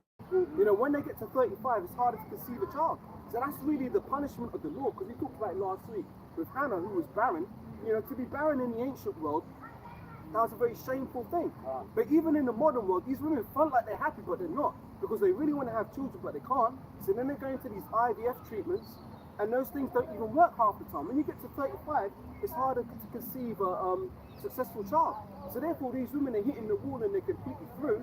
And I say, you know, because that's exactly what they fucking deserve, man. Because the scriptures say all wickedness is but little to the wickedness of a woman, man. That's all I got in that. Yeah, the wonder, man, because that point about the ovaries is drying up, that's that biological clock that they're all aware of. Right? We're aware of. So let me just finish with this, and then we're going to bring out the brother's precept. Back to first Ezra 3, and the third person answered and said in 12, said, the third wrote, women are strongest, but above all things, truth beareth away the victory. Right? So I'm speaking for myself. Right? Right now we're dealing with this word here. Right? Understand? Sophia, that's the wife right now. You know, when we was a bit younger, you know, you kind of would have been a bit different. That's the conclusion that I came to. Just jump over the page, but it makes the point even, it hits it home even stronger. Jump over the page. First Esdras, because you're going to read that precept after anyway. First Esdras chapter 4 and the conclusion of the matter. 37 says, wine is wicked, the king is wicked, women are wicked, all the children of men are wicked. Big brother was breaking it down earlier on because of the upbringing of the woman, how they've been brought up. They're following their example. The women, the so-called young boys, you know about the girls, but the young boys are biologically men, but in their hearts and their emotional makeup is feminine, it's weak, right? Because it goes back to what? The children of men are wicked, and such are all their wicked works. Getting the blame. We already looked at that, right? From woman come a multitude of sin. Yeah? There is no truth in them, in their unrighteousness. Also, they shall perish. But again, you're elect of the scapegoat, those wicked women. And I'll say a little bit more on top of that now. And most of these women, I see through them. From my experience, what the Spirit of the Lord put on me. I see right through them, like some of them could be thick and nice. It don't mean shit. Yeah, and I've got a scripture for that too. Yeah, 30, the last one, 38. As for the truth, it endureth and is always strong. It liveth and conquereth forevermore. That's the conclusion that some of us are going to come to via experience, but we've got the blueprint here. If we haven't come to that conclusion yet, we can look at these examples here too. You understand? Bring out your precept. This is Isaiah chapter 4, verse 1. And in that day 7 women shall take hold of one man, saying, we will eat our own bread and wear our own apparel, only let us be called by thy name to take away our reproach. Yeah. You want to break that down? You want to break it down? Read that again, Bible, sir. Isaiah 4 verse 1. And in that day 7 women shall take hold of one man, saying, We will eat our own bread and wear our own apparel. Only let us be called by thy name to take away our reproach. There's a very good point in that, and it's funny because this is the Spirit had me thinking about this topic as I was walking to camp. I stopped in the supermarket to buy a drink, and there was one nigger woman. I saw her from behind, and she had these really tight leggings on that were ridiculous, and they were cut down to a V. So basically, you could see right down her back, and the V stopped just above the crack of her ass. I was thinking to myself, that bitch looks disgusting, man. I thought to myself, who let her out of the house just like that? And lo and behold, obviously, it's a so-called nigger woman. She turns around and she had a face that looked like a fucking gremlin. I thought it's just typical, isn't it, right? Then I said to myself, you know what? That's the failing of the father. Because really, the father should be the one going clothes shopping with these girls in a righteous role. Now, a lot of women will be offended if you're dating them and they come out wearing some mini skirt and you say to her, look, man, I don't think we're going out with you dressed like that. She'll be like, who are you to tell me that? I can wear what I want and you don't tell me nothing. But who are you, my dad? Well, really, as I say, it's the failing of the father. Because in that scripture, Isaiah 4:1, what are they saying? These women are coming back, all back to a sober mind of, look, we will eat our own bread, meaning that they're going to make their own food. We will wear our own apparel. So that means they're going to wear apparel that's pleasing to you. And they're going to be making apparel that's pleasing to you. If you're not fit for them, if they're not fit for you, you're going to disqualify them. So Isaiah 4:1, all these women are going to want to be qualified by a righteous man, a man of the elect. So therefore, they're going to do the things to please their man, which is the right mindset that a woman should be in. And if I may just add one more point, the fathers aren't bringing up their daughters right. Because a lot of these fathers in the modern world, they punish it, they spoil their daughters. So it's like they spoil their daughters by calling them princess and, oh, you like my little princess, but the son, what are you doing, boy? You know, they'll speak sternly to the boy, but they'll take all the bass out of the voice when it comes to the daughter. And what the little girls learn from a very early age is how to manipulate men, if they have a father in their life. If they don't have a father in their life, they go to school, and guess what happens? The teachers do the exact same thing. Especially when they hit teenage years, like when they get their breasts and shit. I remember being in secondary school, fucking idiot teacher, right? I'd have my hand up fucking half a fucking hour, right? Guys looking past me, but the girls, what they do is they'll undo their tops, right? So they're showing a little bit of cleavage, and they'll be like, sir, and they'll be twirling their hair and the fingers, and my man couldn't get over there fast enough. So I observed that these women, they learn from an early age how to manipulate the men. So when they come into relationship settings now, men who aren't wise, they get wrapped around this woman like the woman's little finger. They don't know what to do. And a woman doesn't like a man like that. So lucky, this is the funny thing. They'll get a man like that. They might stay with him for a minute because he's got money. But then she realizes, hang on a minute, this guy's a bit weak, man. I want a strong man. So then she divorces that guy and then goes and tries to find another guy. And she can't find the guy that she wants because a lot of men are feminized and women want a masculine man. In today's world, masculinity is like, oh no, it's toxic, can't be a man. So these women are fucked either way. It's lucky. You're going to make a point. I was going to think about what Brother Caleb said, you know, because if you notice so many schoolgirls, their skirts are getting shorter and shorter. Why is that though? Sometimes I'm looking, I'm on the bus, because what the fuck? School uniform, and it's near to their, right up to their crotch. And I'm thinking, who is the headmaster of this school? Yeah? Probably some flaming. And look again, look, I just said something a while ago, headmaster. It's supposed to be a headmaster, not be a headmistress. There you go. You see? It's supposed to be a headmaster, right? And even them, because they're dumbed down too, right? And you're going to have headmasters that are allowing these little girls to wear skirts, right? And these fucking girls know what they're doing because they sit in the class, they cross their legs, and they know the man. Come on, the man is you know what I mean? A man has got nature, isn't he? All right? Come on. If I may add, Yeah. a lot of them girls, they leave the school and they got 20-year-old men sitting in the cars outside the school, waiting for them, and they'll be giving you fucking screw faces if you dare look at them. And they'll be like, "Ah," and they get in their car and they drive and they're getting fucked out, man. That's what these teenage girls are doing. Let me add this precept before you go further, right? Go on after. Yeah. 1 Timothy 2 verse 9. In like manner, also that women adorn themselves in modest apparel. There's a reason for that. All right? There's a reason for that. We as men, right? And you know, we keep on talk about the woman, and in some other camps might think now, why they keep talking about the woman? Do they hate women?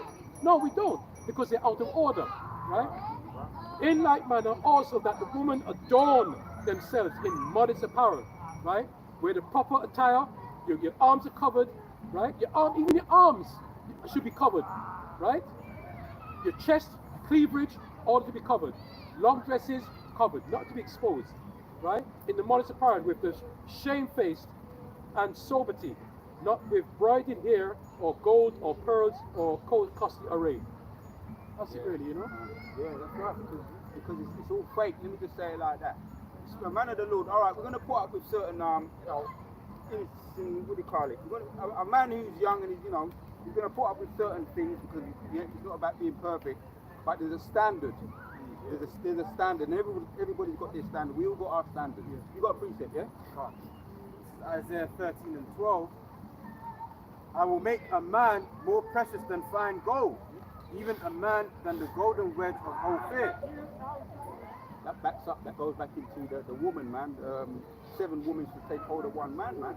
Because even this guy, Kevin Samuel, he kicked the bucket.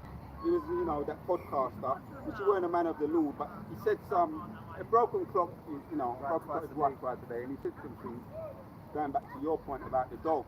Because I observed that, they don't care what kind of dogs, could be the ugliest dog. And I'm saying to myself, I'm looking at some of these dogs. But you know why, brother? Because you know why? Because they're looking at seeking love. Right. That's what it is. They're seeking love. So just to say, it's not the dog's fault. A dog is in his spirit, right? Dog takes food, just give him food and he's happy. But they've got these dogs and they're doing all kinds of things with them. I've mentioned it before, and it's been caught on YouTube that a woman put yogurt on her thing, on a fluffy thing, a muff diver, because we don't want to get vulgar. They call it yamming underneath the 2-foot table, and they're getting the dogs to do that. So it's more than just having a little pet, right? We don't get too vulgar about it, but yeah, read that one again. Let me get myself back on track. Just be mindful, man. I've seen some questionable pictures. Yeah. Like they call them influencers. These women with a big batty on Instagram. Yeah. You can't help but see them. You go on Instagram, you see all these women shaking their ass and shit. Some of them have got these little dogs. They take questionable pictures of the dogs. So I think, why would you take a picture of that? Like, for example, they've got one of these little dogs, and they're taking pictures of the dog's testicles and posting it on Instagram. I'm thinking, oh, why would you do that? So to touch on your point, there's some freaky shit going on out there. Well, that's the word. Because that's why we don't like the world. That's why we are no part of the world. Because sometime apart from Camden, anybody knows anything about Camden, we're freaky area. But anyway, I just passed through there and I saw some real down and out, dusty Jake, real slacky tidy. He was dancing in the middle. There's a place where you go and you do your thing. It's like a festival day. It's always festival anyway there. 7 days a week is festive, freaky spirit. And the guy was rolling, what Michael Jackson used to do, but on like you call a cheap Michael Jackson, a cheap Michael Jackson, like a street Michael Jackson. He was doing all of that. What the dance moves? The dance moves, all kind and full. And there's all the Edomites around him, and they're going. And he's a dusty Jake, and he shows his belly button every now and then. He can't even do the moves properly. I'm pretty sure you can dance. Any one of us could do them moves there. But it shows the point of how these people they worship Jake. Yeah. But they worship the dogs. Anything they worship. Michael Jackson. When you just look at with the fans, what happened with Michael Jackson's fans? You see what kind of people that these people really are. Very, very low. But let me bring out this precept, because we're talking about the kind of things that they do, the ease they do. Be careful of STDs. I'm coming from now, that's my position at just speaking. You understand? Be careful of STDs. 1 Samuel chapter 16 and to the point, 13 says, Then Samuel took the horn of oil and anointed him in the midst of his brethren, and the Spirit came upon David. Go up a bit. In 12, and he sent and brought him. We know the story.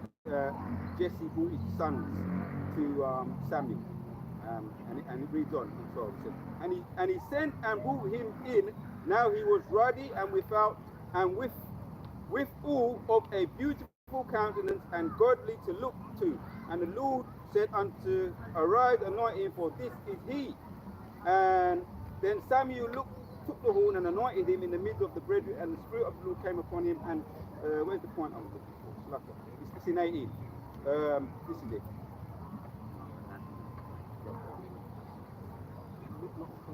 That's it. 7. Yeah. But in 7 says, but the Lord said unto Samuel, look not on his countenance or on the height of his stature, because I refused him. For the Lord seeth not as man seeth, for a man looketh on the outward appearance, but the Lord looketh on the inward, right?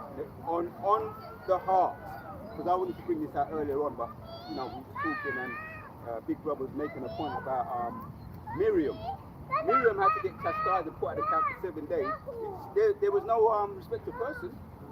You know, I mean, my little sister, what? My little sister, no, you know, he's looking at this emotional thing. Or my wife, she's beautiful, she ain't gonna survive out there on her own for 7 days. No, Most High ain't no respect of person, man. That spirit, that ancient spirit is coming back on Jake now. You're gonna turn a lot of beautiful women on the outward appearance, with big butty, and if you like them perky breasts and all of that. If they ain't, they ain't measuring up. Because me, I'm fed up with all the. I don't take shortcuts no more. When I talk to a woman, I just talk straight. What you can't do for me? I mean, I understand what they used to do in the 90s with us. The Janet Jackson. What have you done for me lately? Right, but I ain't gonna be, obvious, too obvious. But that's really what I'm getting at now. And especially at that time of Isaiah's 4, especially coming around that time, we're gonna be doing it anyway. Because it's about getting, dealing with the Most High, building up. My yard needs cleaning up in certain places, I'm a man and thing, but I look after my thing, but certain things that need to be, make sure I come home and everything nice, the way it's supposed to be, like I say, standards. Man have standards, man. We ain't these old fucking niggas, these dusty niggas that dance around and just see him on YouTube. You look nasty, dirty and stinky, can't dress right, going and white. You know what Prince does when he was going up to the pole and winding up on the pole? Yeah. And the women are going, wow, when you're filming it. I felt like, you know what, we need to put these people. I'm trying to say, as nice as I possibly can, we need to deal with it. We need to delete these people. You know what's interesting? I'll say this, right? That's the Most High turning things around, because there was a point in time when being a nigga weren't fashionable. No woman weren't checking for you if you were so-called black man. But now the Most High flipped the script, where now we're the in thing. Now every Edomite wants to deal with the so-called black man now. That's the Most High turning things around. Now who wants to deal with the Edomite man? Women will deal with the Edomite man for his money. The nigger woman will run to Esau because she's trying to escape the curses. But other than that, everybody wants to deal with the Jake man now. Go on, bring out. I've got something else as well. Yeah, go on, bro. Just to touch on a point you made, right, about a broken, you say often, a broken clock is right twice a day. Let's ask how many times it's wrong. So you could be right 2 times, right? But did you know that there's actually 1,044 minutes in a day? Wow. So, never thought about that. 144, right? So, you can be right a few times, but you mentioned Zerubbabel and the thing about the truth. You can never go wrong when you're on the right side of the truth. That's where you always want to be standing in any situation. If you're always on the right side of the truth, you could be falsely accused. The scriptures talk about suffering wrongfully, but so long as you're on the right side of the truth, you're good, man. So that's where you want to be the majority of the time. Yeah, what more you want to say? No. You finish? Yeah. All right, let me go in now. Talk about the same subject anyway, because we kind of started talking about the subject of the woman. Because woman is what they say, the man's glory. So yeah, it's only righteous to want to correct the, what you call these things, the flaws, right? And you can't point your finger at us and say we're a bad example, because you're looking at the examples on YouTube, right? And we're giving the examples of we went into Titus, right? And that time coming when you're going to want to hold, and that's what the elders say sometimes. For those that turn around, be careful that you don't hold on for before it's too late. Because you have all the opportunities, the Most High is giving them opportunity to now. I've got a precept, let me bring out this precept. Going back to you. Because you opened up talking about the man. Yeah?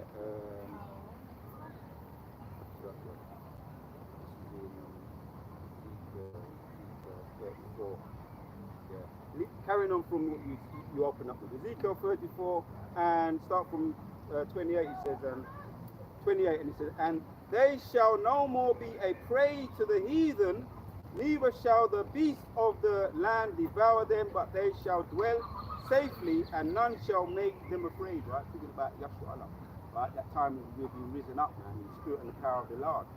they stand off in great fear seeing this. And all you women that had your men on a dog leash, trust me, and I've been around men and I do act like that. You don't want to be around them people there. And you know, that's my story. Yeah. And I don't like being around men who have, you know, on a dog leash, because if you've got business to do, yeah, if you've got business to do, aka this truth, brothers talk about, you know, this is the ultimate work, man, that we can do. No, none of us are letting women hinder us from doing this work. And I've turned down women in the back in the world, my little story, little testimony. I've turned down women. I've said, no, I'm not. My standard. Some people might say it was a bit too high. I don't bloody care. That was my standard, right? And just forgot this woman and just said I ain't dealing with that. And next thing I know, my so-called brethren, she's phoning them up or getting a sister to phone them up, and they're all piling up there and going around the back door, behind my back. So I said to myself, that is it. Now I know what niggas are really like, man. Talk about jellybacks. Yeah. They stab you in your blood, they'll stab you in your back. Because they're weak. You understand? So now let's get back to the making the point. Now you just have to have standards. You know, women do respect a man who has standards, yeah? Consume with anger in the land, neither bear the and with them, and that they, even the house of Israel, are my people, saith the Lord. Here's the point. And ye, my flock, the flock of my pastors, are men, and I am yours, saith the Lord God. Right, we belong to the Lord. We don't belong to no woman, man. You understand? We may get our rocks off. They cater for certain things. One of the elders, well, this past week, they've been getting on the woman. The elders apostles. And back in the day, every woman had a sewing machine in their house. And I do remember that. My mum had hers. Right, see? My mum had hers. She would be there regularly, and I remember watching them, you know, the sewing machine. It's a nice sound, isn't it? Yeah, Singing, that thing when you just and the pedal and stuff. Yeah. You know? It's a singer. Yeah. So Benjamin had that, the sewing machine. It was very, you know, it was like how people have phones today or televisions today, you know. Back in the day, the box television. Everybody had one of them sewing machines in their house. I would go around friends' house, she would take me to friends' house, or I would go myself. And the woman, the mother, if you had to go to if you got to the mother, could be your girlfriend, and you got to your mother, she was doing her best thing, man. Yeah, what you want? Oh, 1 second. And she'd be going, ooh, you know what I mean? So we saw that growing up. It's true. It's a sad state of the world that we're in right now, because back then a woman would be working a sewing machine and that. Now all women know how to do is how to work their fucking OnlyFans to upload pictures of their big batty and try and get men to pay for it. And it's a sad. They think that that's how they are industrious and they make their career. Yeah. Whereas before, women would actually work with their hands, man, to make things. Yeah. You make things to sell it. Or they'd be cooking, you know, baking cakes and things like that, you know, doing food for, you know, parties and stuff. Yeah. Women were quite creative. Learn to cook. Let's talk about it. Look. And just what Kerry was saying. Yeah. Learn to cook. And what does Esau do, right? As you know, we have to go take Esau for the want of all things. Look what they do. They do ready-made food. The fast, quick food. Go in the supermarket, buy a ready-made food like 2 minutes, you pop it in the oven. What is that going to do? Encourage them to be lazy, isn't it? It's lucky. That's a very good point they have, if I may add to that. Yeah. In the 1950s, American housewives were more domestic. Yeah. And when they started to do ready-made cake mix and stuff, a lot of American women were buying it because they thought, no, that's cheating. Yeah. So they actually had to do a lot of marketing campaigns to get people into eating the ready-made food and stuff. And that's another reason why the households are destroyed, because when the women ain't cooking, the men are going to these takeaway restaurants. So therefore they're spending more money in the McDonald's and the Burger Kings and shit, eating all this GMO food, and that's destroying the people even more. If women were cooking good meals for their husband, they don't need to go fucking buy those stupid takeaway food. That's it. And the point I made, I got you, yeah, you got to appreciate I got you, yeah. And the point I made earlier about learning to cook, there's brothers in this camp, for the most part, we've got chefs in this camp, and we cook, you know, some of us, we cook. I do my cooking, so it's not like I don't know about cooking. Yeah. You understand? I spend time doing my thing. I do my videos, I do my cooking. It's not like because I can't do it, I'm asking you to do it. But I'm a man, and that's supposed to be what you're supposed to be doing. You understand? Learn to cook. right? Get back on the sewing. Brothers have things that need to be done. Yeah. You understand? We all look all right. You know what I mean? But anytime we need something extra, that's what you're supposed to be. Oh, what do they need? I wonder what they need. That's supposed to be their job. Exactly. What do the brothers need on the highways and the byways? That's supposed to be your job, not the boss bitch thing. Because I wouldn't. Anyway, let's get too Can I much add into something, that. right? You know the scripture, we read it earlier. No, say the point and then let you. I remember brother brought it out earlier, but a man should be more precious than fine gold. Yeah. Let me tell you something, brothers, right? And we all know this already. This is why we are very fussy to meet a woman these days, right? Because we can cook, right? We can do clean. I could do everything better than I'll be honest, I could do things better than a woman. So for a woman These women today, yeah. these women today, Yeah. for a woman to come to you now to try to say, boy, she want to be stand up at your level, you have to come good. And this is why men are so precious now, because we and make it even better still, we turn to the scriptures. All right? We serve the Lord with all our my heart and our strength. We know the book, we know how it was kept, right? So that is actually making us more precious. Yeah? So a woman has to come good, come right before you try to seek to take over, you know what I mean? If I may say, it's funny because a lot of these modern women, they'll come at you with a laundry list of demands that are worse than the fucking like a terrorist, like someone from the Taliban. Like, we want this demand met, we have to meet this and we have to meet that. They're coming at you with all this, like, you're saying, what do you bring to the table? Me, myself. That's not enough. That's not enough. So the interesting thing is that touching on Isaiah 4:1 about a righteous man being more precious, not Isaiah 4:1, Isaiah 4:1, 7 women took hold of one man, but also the one where a righteous man will be more precious than the golden edge of earth first. The reason why we're going to be precious is because we've got the insider knowledge. We're like insider traders in terms of what's going on in the world. See, right now, because the Most High isn't touching this world yet, with the curse, with the plagues, everything's normal. But women are weak psychologically. When things start to get spooky out there, and things start to fall apart in terms of society, and the Most High starts opening up, they're going to be running for answers.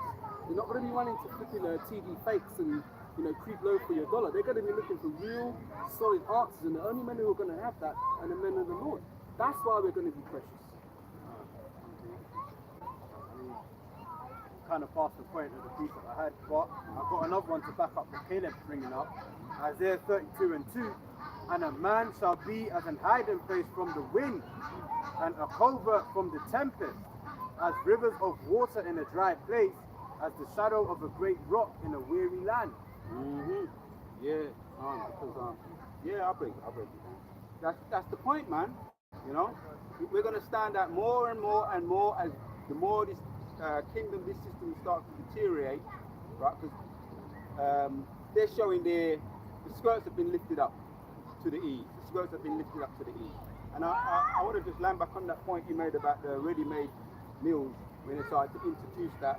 Now they've been, it's been in schools for a little while, school dinners and all of that.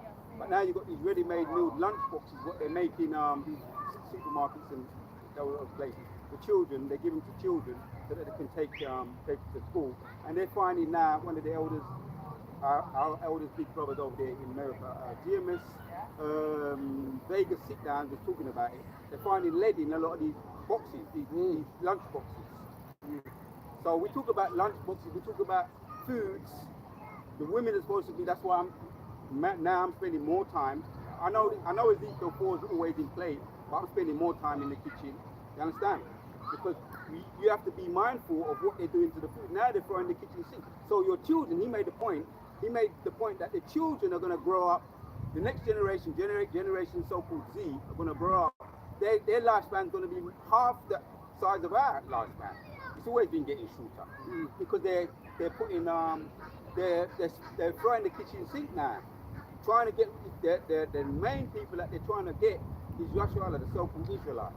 And he was going on about the women too. He made a good point about the women, which is true, that you women ain't supposed to be doing that, man. You're supposed to be making food at home, man, and preparing their food at home, sending them to school with food that are made. You make the food. And also, even when you make the food, pray over it. Yeah.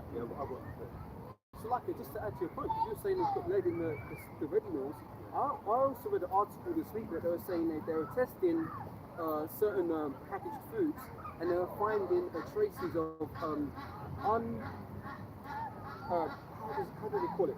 Plastic that doesn't break down. They're finding traces of that in many food samples. So Esau, as you say, he is throwing the kitchen sink. He's trying to get. Well, what did the scripture say? You shall eat the far bread and live.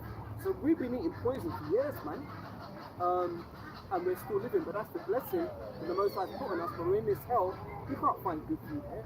Even if you're trying to eat organic, that shit's contaminated too, man. Can I just add to this, right? Remember the scripture says, train up a child. Yeah. Train up a child, right? Now, what they're doing, talking about the food, even going way back in years ago, they used to find metal filings in cereal. Magnets in cereal. Yeah, metal, right? yeah. You can go on YouTube years ago how they get cereal, they put it on the table and get a magnet and run it over it and it draws towards thing, right? Yeah. But what you do, you're giving these children that to eat because children love to eat like Cocoa Pops and all that kind of colourful things. They got metals in it, and that's poisoning the children, right? Doing whatever to their brains, yeah. You're not training, and as parents, we should know better because this is when you come to the wisdom, knowledge, understanding, then you become knowing that you're not going to buy certain things for your children, right, to eat because it's going to corrupt their brains. You know what I'm saying? But Esau knows what he's doing, right? We know the right thing is to train up a child the right way. Yeah, that's in someone can get that, you know. Yeah, I've got it right now. Have you got it? Yeah, what's the spirit? Proverbs chapter 22, verse 6. Train up a child in the way he should go, and when he is old, he will not depart from it. When he is old, right? So when that child reaches a certain age, because when they say by age 12, you become a man like age 12, yeah? Because under 12, you're still under the rulership of your parents, right? So when you become 12, you become older, onwards, you know better, right? So obviously, it's like a cycle. The Lord is dealing with the cycle, the right cycle, right? Esau turns things upside down. They go negative. With the Yahweh Shamshai, everything is positive. You grow. You're supposed to grow, be more fruitful, multiply, right? So when that child becomes older, that child knows better. He knows how to live. When he has children, then he trains his child. So it's an ongoing cycle, and that's how the Lord works. The circle of life. That's right. The circle of life. Yeah. Finish that, brother? Is it finished, that one? Yeah, come on. Yeah. This is Deuteronomy 28:56. The tender and delicate woman among you, you should not adventure to set the sole of her foot upon the ground for delicateness and for tenderness. Her eyes shall be evil towards the husband of her bosom, and towards her son and towards her daughter. That's the spirit, man. The reason why I said that is because if women really cared about their children, they'd have a care over what they eat. But what's happened is there's another precept that says, and because iniquity shall abound, the love of many shall wax cold. Women have become lovers of themselves. They put their own feelings and their own desires above that of their husband and of their children.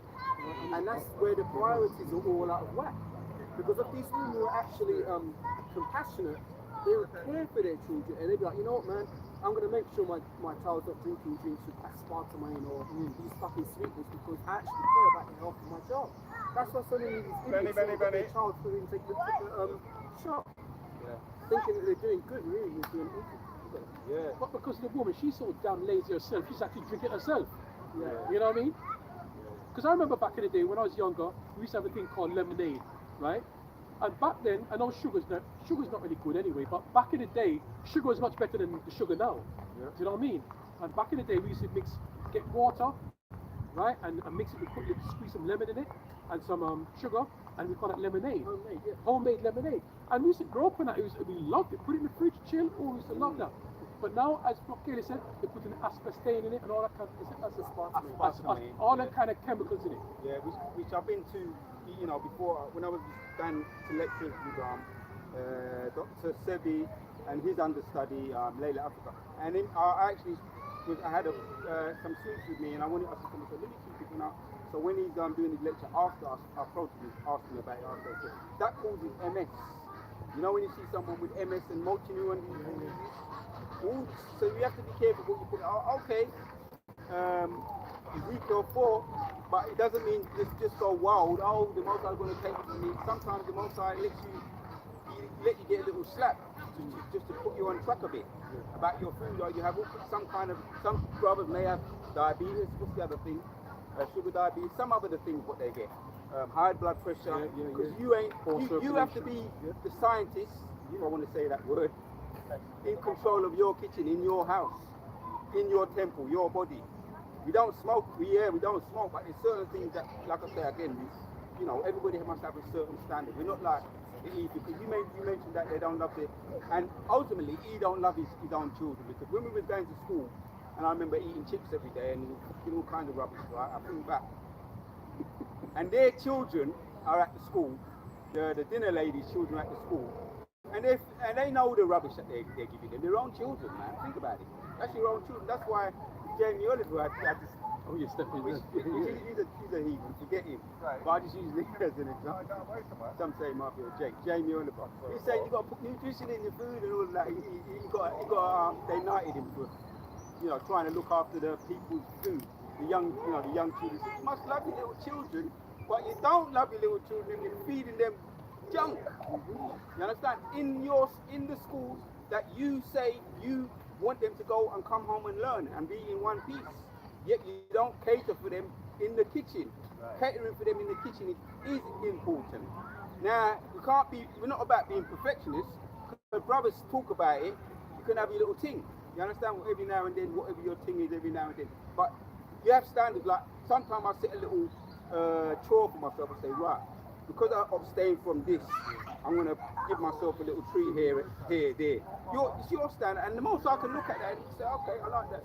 It's not even about, sometimes it's about the attitude as well. Yeah. What you have, the right approach. Because he said he can only, those that are, he will bless, what is it, man? I find the precept. Those that are in want, he will make fat. Something to that effect. So whatever little you got, he can bless more on top of it. I'll find the precept. That's the point. Did you say you were going to have a point? You had a point? Oh yeah, the sugar affects a child's brain worse than an adult. So when they're giving these children these high sugar foods, it affects their mental state. So like you might have a child and you'll be like, why is the child running up and down and climbing up the walls and shit? Maybe it's because of the diet. Oh, because you got it. Second Ezra 5 and verse 8. There shall be a confusion also in many places, and the fire shall be oft sent out again, and the wild beasts shall change their places, and menstruous women shall bring forth monsters. Yeah, I was making that point. Well, that's the not caring for your children and their well-being, their health, and also that includes the husband too. Because we know this old saying: the way to a man is through his belly, way to a man's heart. He's not if you give him a good thing. Which that's all right though. If you know how to fling it and you know how to work it, that's all right. But the way to really keep him coming back is, do you know how to throw down in the kitchen? Yeah, we want you to be able to throw down in the bedroom, but it's good if you can throw down in the kitchen too, for him to keep coming back, man. You understand? This is the precept I was looking for. I wanted to bring out. Proverbs chapters 11 and 25 says, the liberal soul shall be made fat, and he that watereth shall be watered also himself. Talking about the liberal soul. So when you think about something that is very, something minimal, small, right? Because we small, we small as far as we're just worms. But are we not going to be gods though? So he's going to bless us, man. The bigger picture is going to bless the worms and we're going to be gods. But on other little things, as far as it could be your finances, how you cater for certain things and how you manage your finances, your business, whatever the case may be, people know how to bless other people with what little they got. The Most High will do all of that. And he says, what did he say? I read it one more time. The liberal soul shall be made fat, and he that watereth shall be watered also himself. So when I lend to you, I forget about that. And then I wonder why sometimes I'm finding money somewhere. Hold on a minute, because you forget. Why? Because then you say to yourself, nothing, no such confidence, coincidence. So why are you about saying you're shy with that? Whatever I did, thank you. You know. Like that, man. I've got something here to Yeah. back up what you just said. A beautiful precept, right? 1 Corinthians 3 verse 6. I have planted, Apollos watered, but God gave the increase. Ah. So then neither is he that planteth anything, neither is he that watereth, but the Lord our power that giveth the increase. Yes. I did that. Well, that's the same principle. Same thing, yeah. That's it. We're watering that. We're throwing out this we done said the old saying, throw me kind of in a card of food. Just throwing it out there, man. The four of them come. Same thing, same principle. Throw me kind of in a card of food. You don't need to call it. We just throw it out, and they just come all gathering and them yamming up the card. We're throwing out this word in the vibration, in the spirit of the Lord. We do the video. That's it. We have to do what we have to do tomorrow. Brothers do what they do tomorrow, do our videos, what they say. We forgot about today, but the feeding is on the internet. On the people going to be feeding after what we do. You'd be surprised. You've done a video, you know, last week. Brothers are watching that, and they're doing landbacks over that. On some kind, on all levels. And the Lord is going to, and it's backing up, brother, and the Lord is going to reward you for it. Just to add the last verse here now. And he that planteth and he that watereth are one, and every man shall receive his own reward according to his own labor. What? See? Standard, man. Everybody that do figure out. Some brothers just go in the spirit. They may not do, and then they just do a flush of videos on particular days. I'm a Razar. I wish, but I just say, right, I'm watching brothers' videos, and all of a sudden, spirit jump off me. Yeah, I can land back off of that. Or current events. Yes. If you just watch current events, if you just say, right, I'm going to do a video of one current event a day. What's the latest one? O.J. Simpson, O.J. Simpson. That just popped in my head. I said current event, O.J. Simpson. That's a video, going into certain little things, the intricacies, the injustices, or whatever the case may be. The lies of Esau. I've done a video yesterday. Let me just finish. The background check of the E's. As a matter of fact, I've just said that, the background check of the E's, whatever precepts come to mind after I just said that, brothers, with that in mind, what precepts come to your mind and bring out those types of precepts? The background check of the E's. We're going to go like as if in the spirit about see what the spirit leads us. I've got one. This is Revelation chapter 13 verse 10.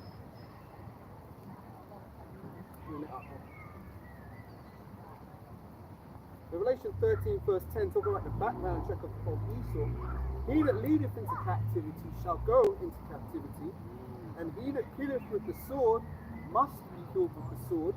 Here is the patience and the faith of the saints. Yeah, because now, brothers wanted some kind of government job. Now how it is, it never used to be like that, but years ago, I remember I'm not going to give away my age, but I remember there was a time I could just walk out of one job and go to that job and then, do what I have to do. Carpentry, that's what that was my trade. Carpentry in a certain area in the east. And you'd be working there and you say, you know what, I want to change my job. Maybe I want it a bit closer. Put in your resignation a week or whatever the case would be, and then you go around the corner and walk in that one and you got a job. You understand? They had a program on it, on Giza job, Giza. They made a documentary on it. You just walk in the place, Giza job. Oh, forgive me, you meant background checks in terms of jobs. I thought you meant Esau's history. Yeah, that's what I thought.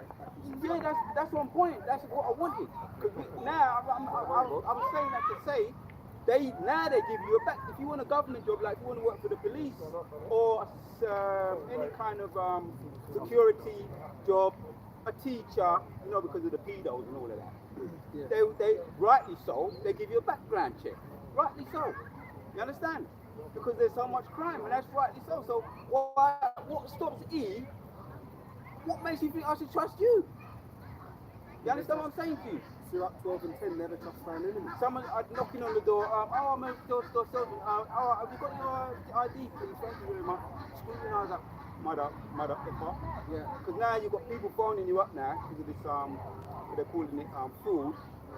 And they just, I'm just putting this, so you get a practical, but it's common sense.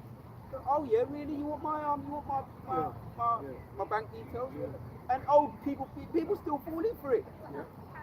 Who says we shouldn't give you anyway? That time's coming.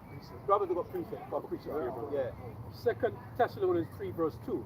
Let no man deceive you by any means, Right. for that day shall come, except there come a falling away first, and that man of sin be revealed, The water. the son of perdition. The water, because you know when I say background check, I've got precepts that come to me, and brothers have got their precepts, and it's like, yeah, you understand it? More videos can be done on that shit, because you know what, we're gonna expose this, you know, as the elders say, which the elders been doing anyway. Expose him, man. That day's coming when you ain't gonna be able to walk in anyway. What they're flipping certain kind of jobs, working with children, what the things that you've done with children. What's the Epstein thing? Oh, yeah, man. Oh That's man, disgusting, see, I don't like Muslim. See, I watch 1 or 2 videos, and then because I don't really want to do videos. I don't want to do videos on videos and all that. Because I just want to, you know, I'm in the red. I'm already in the red. But you saw the one when they got little children working in the Epstein Island, little children cleaning up and all of that. And more things are coming out about Epstein. They're saying Michael Jackson's dead now, but they're trying to throw it on him again. Throw a distraction on Michael Jackson, but they say he was dead now. These people are wicked, man. They've always used Michael Jackson as a smoke screen. Smoke. In the early 90s, when that pedo thing came out, it was unheard of for celebrities to be pedos. Right. And they threw it all on him as if he was the poster child for that thing, but it turns out that he even had a song, Bad, it says you're throwing stones to hide your hands. So Esau would do that, you know, try and put the spotlight, like even with the R. Kelly thing. Oh yeah. When was the R. Kelly thing going on? Now they're bringing it up again. Yeah, the same time as the Epstein thing. Ah. See what I'm saying? So they'll use the Jacob, and even before that, who was the one before that? Bill Cosby. If they throw the black man up, oh yeah, he's the bad guy. Or they're getting away with all the shit behind the scenes. So it's the same way, there's a lot more coming out, with, you know, the whole child trafficking stuff. And now you've got Diddy, who's the face of, you know what? At the moment. There you go. So cool. But anyway, we ain't gonna get deep into it because you got people now, you got Epstein, you got royalty, and we ain't gonna get to, you know, cut the screen and shit. That on the Most High, we're talking about background check.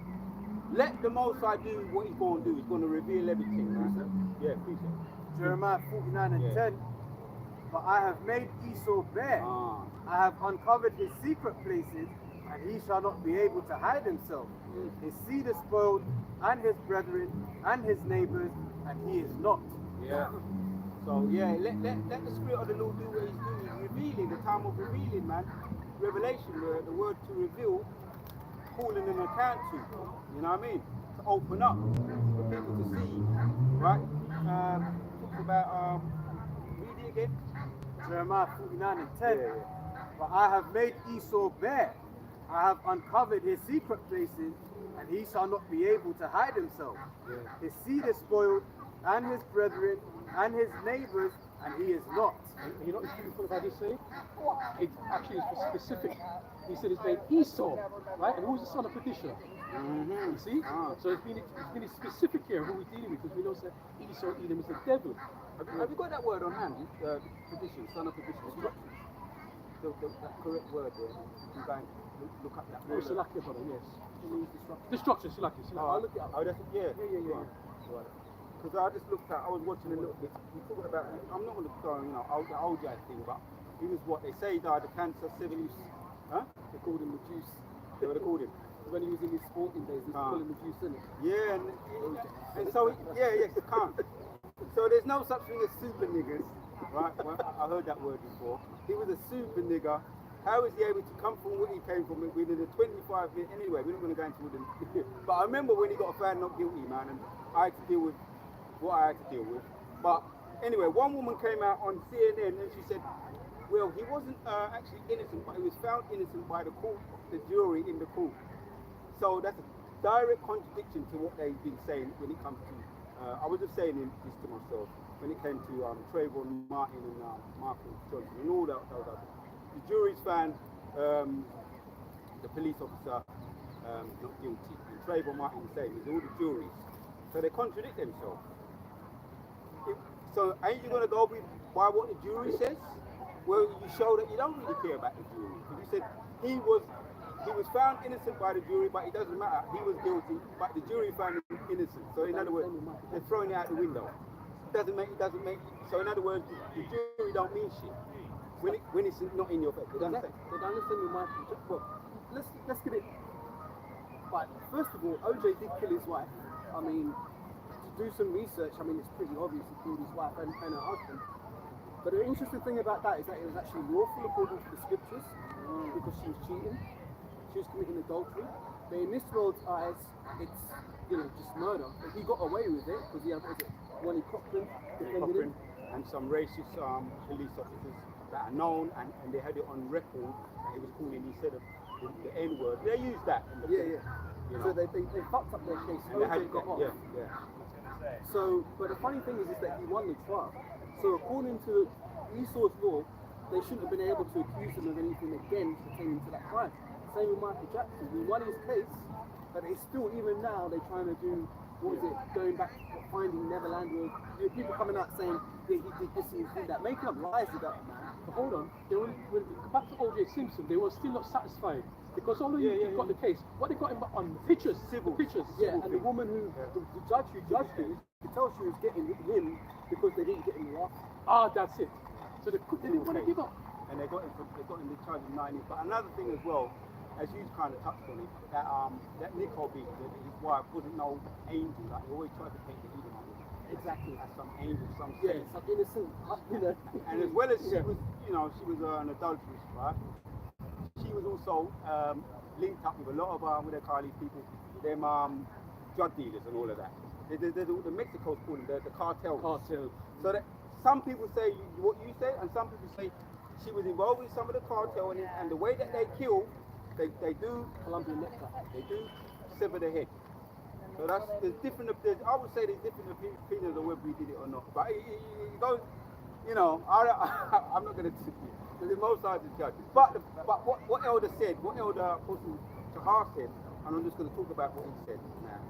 Right? He said, is he in hell or is he basking in heaven right now?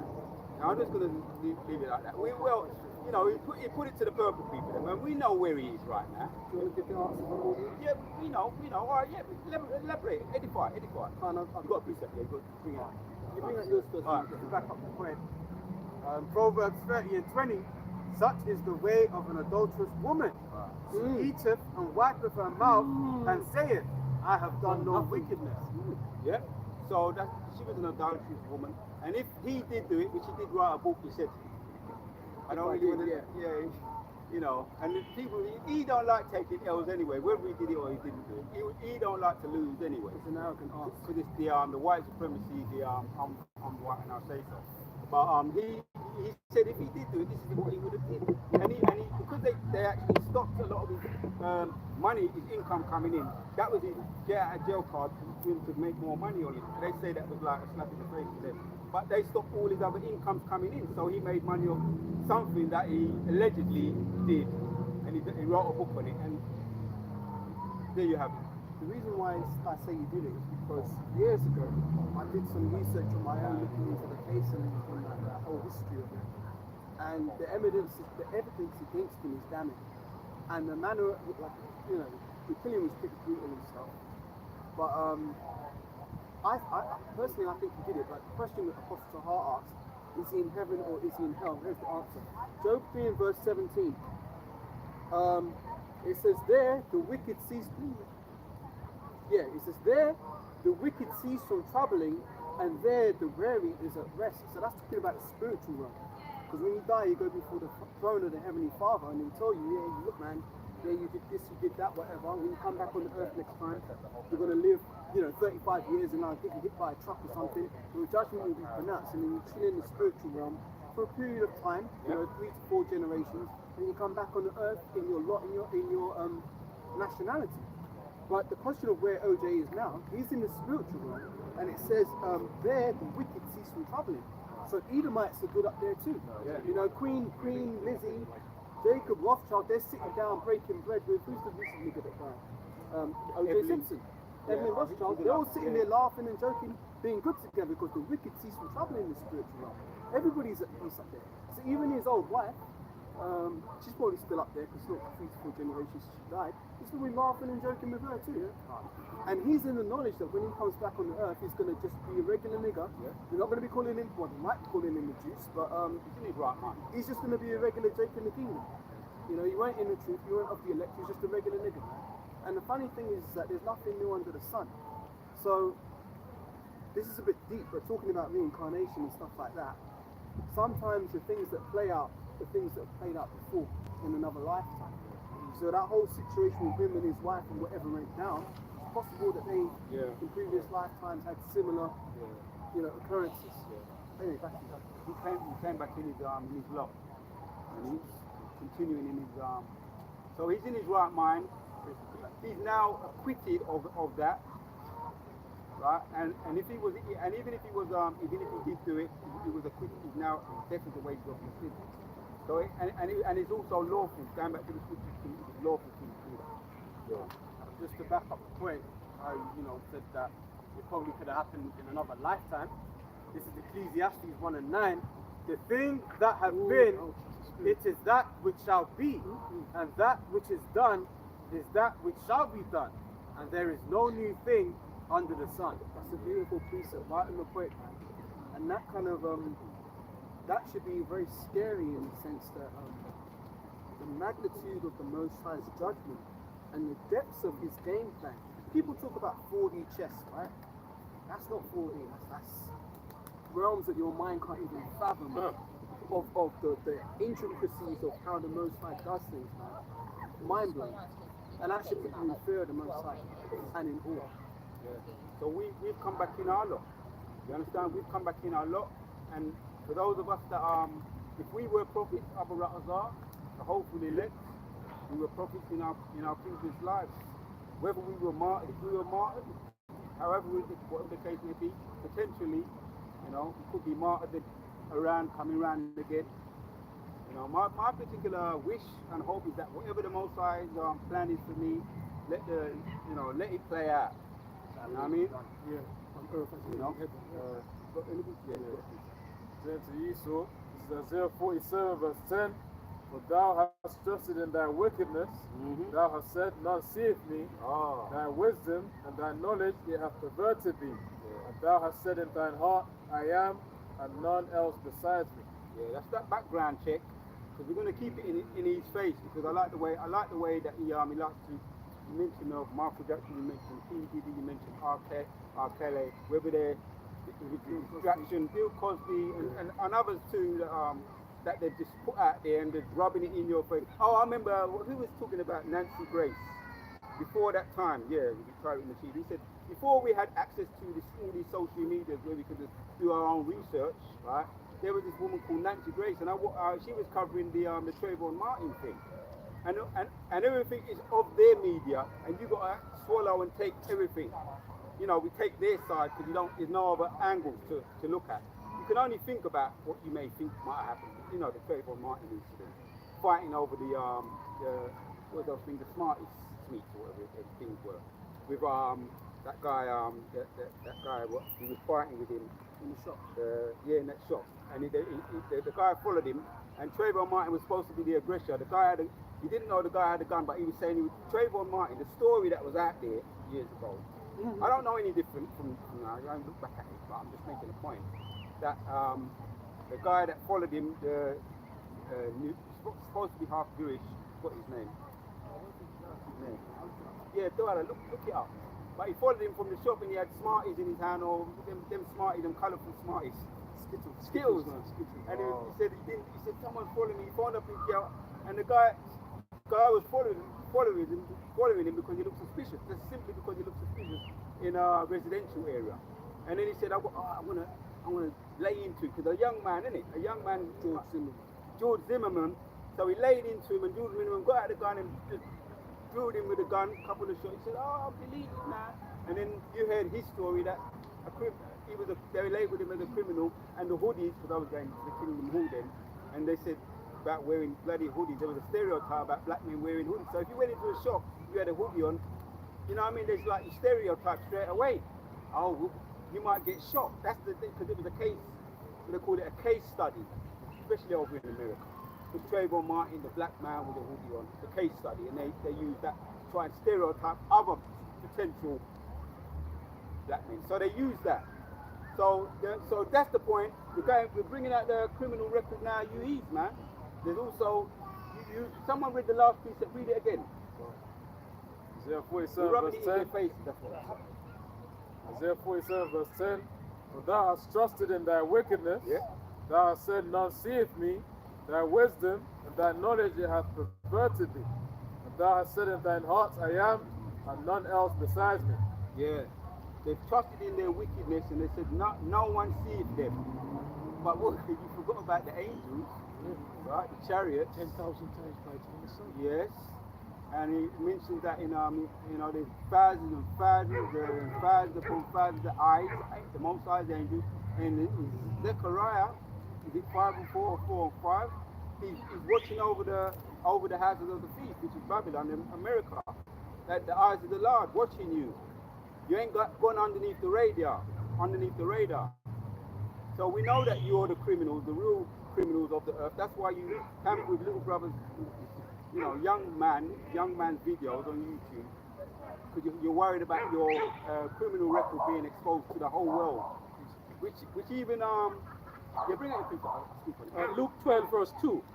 For there is nothing covered Yeah. that shall be not revealed, Oh, perfect. neither hid that shall not be known. What? Therefore, whatsoever ye have spoken in darkness shall be heard in the light. Yeah. And that which ye have spoken in the air in the closet shall be proclaimed upon the housetops. Yeah, because what they call that thing, the Renaissance, where they covered up and they used Cesar Borgia to complete their Renaissance, covering up the images, So even Putin has jumped on the bandwagon, which is not a man of the Lord, but they say it could have been a political act, right? But he brought out the real images, because we know about the Russian images, and he's the president of Russia, and he brought out the images and he showed the black, this is not black, but the Revelations chapters 1 and 13, and also Daniel, he brought it out, and there's a lot of got back and forward, and a lot of people don't like it, the hard Edomites. Some of the Edomites could be Jake saying, yeah, we always thought that. But a lot of them don't like it, and that's them being exposed. The Renaissance, you know what I mean? What they did. When I bring out an article, because we're talking about Trayvon Martin, and we're bringing out Esau's history, right? So you were saying that Trayvon Martin, had an incident in the shop with the Skittles, he ended up with him dying, right? That's nothing new, because as Jake, our lives have always been in peril, and there's a case of a Jake girl called the killing of Letitia Harlins, right? Letitia Harlins, born January 1st, 1976, died on March 16th, 1991, was a black girl who was fatally shot at age 15 by Soon Jun Da, a Korean shop owner, a 49-year-old convenience store owner. 49-year-old convenience store owner. So you talk about the racial profiling of, you go in the shopping with you, they're looking at you. Now let me get into the article, right? Let me bring it out. It says, right, Soon Jun Da store Empire Liquor, again, what do the scriptures talk about? The other nations licking our wounds. So these other nations set up shopping Jake communities, right? And they'll make money off you, but they'll still be looking at you like you're the fucking dirt on the street, right? It says Soon Jun Da's store Empire Liquor was located in the intersection of West 91st Street in Vermont, Los Angeles, and was normally staffed by Du's husband and son. However, on the morning of the shooting, Du was working behind the counter and her husband was outside resting in the family van. Shortly before 10 a.m. on Saturday, March 16th, Harlins entered the store. Du observed Harlins putting a $1.79 bottle of orange juice in her backpack. Du concluded that Harlins was attempting to steal, and here's the point, and did not see the money that Harlins held in her hand. Du claimed to have asked Harlins if she intended to pay for the orange juice, which Du claimed Harlins responded, "What orange juice?" Two eyewitnesses says a 9-year-old Ishmael Ali and his 13-year-old sister, Nakisha Coons, disputed the claim, saying that Du immediately accused Harlins of trying to steal, to which they claimed Harlins replied she intended to pay for the orange juice. after speaking with the two eyewitnesses present and viewing the videotape incident, recorded by the store security camera, the police concluded that Harlins intended to pay for the beverage with the money in her hand. The videotape showed that Du grabbed Harlins by her sweater and snatched her backpack. Harlins then struck Du with her fist twice, knocking Du to the ground. After Harlins backed away, Du angrily threw a stool at her. Harlins then tried to flee the scene, but Du reached under the counter, retrieved the revolver, and fired at Harlins from behind at a distance of about 3 feet, which is 1 meter. The gunshot struck Harlins in the back of the head, killing her instantly. Du's husband heard the shot and rushed into the store. But here's the point. So the woman murdered the girl for a $1.79 bottle of orange juice, which she intended to pay for. But check this out. After the trial, what was the punishment for the woman? Right, decision and sentence. On 15th of November 1991, a jury found that Du's decision to fire the gun was fully within her control and that she fired the gun voluntarily. The jury found Du guilty of voluntary manslaughter. Now, how can that be voluntary manslaughter if you intentionally shoot someone in the back of the head? That's not manslaughter. You intended to kill them, right? Everybody was self-defense. Exactly. She was walking away, right? And it says voluntary manslaughter offence which carries a maximum prison sentence of 16 years. Now check this out.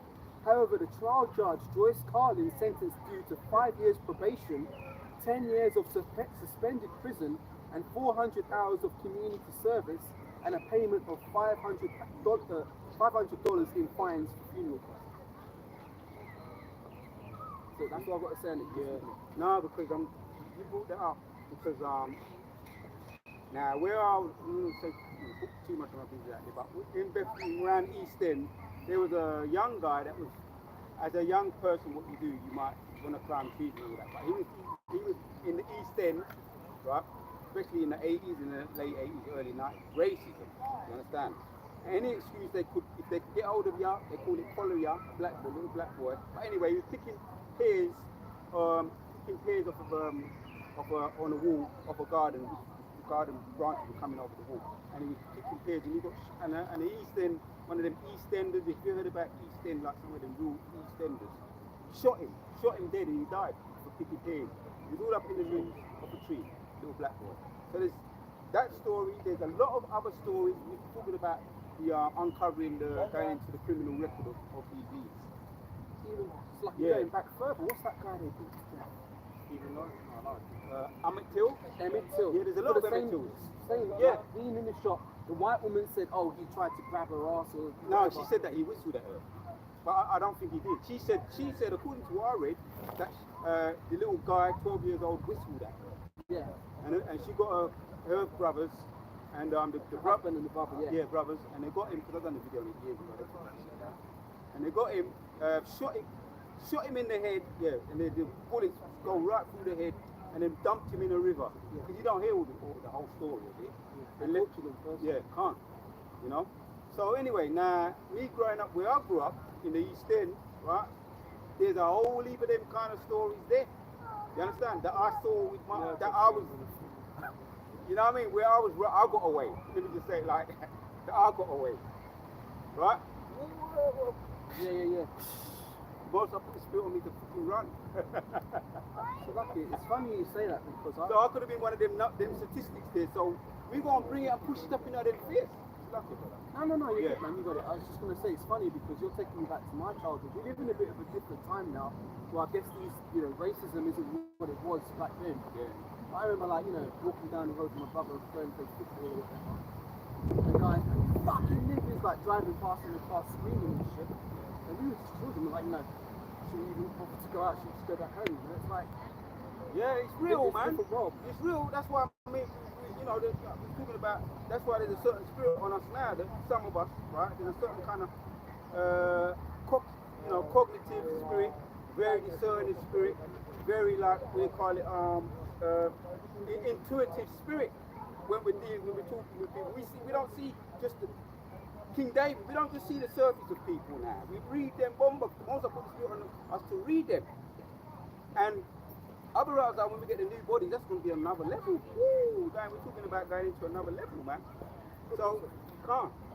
About revealing Esau. This is Isaiah 47 and 2. He says, take millstones and grind meal, uncover the locks, make bare the leg, uncover the thigh, pass over the rivers.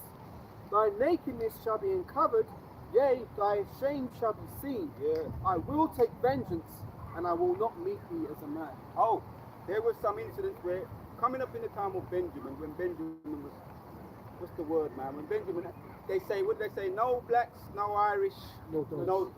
no blacks, no Irish, no dogs. Yeah. The Benjaminite them, right, was defending, it's on YouTube as well, right? The Benjaminite was saying, yeah, but what we really are doing right now, you know.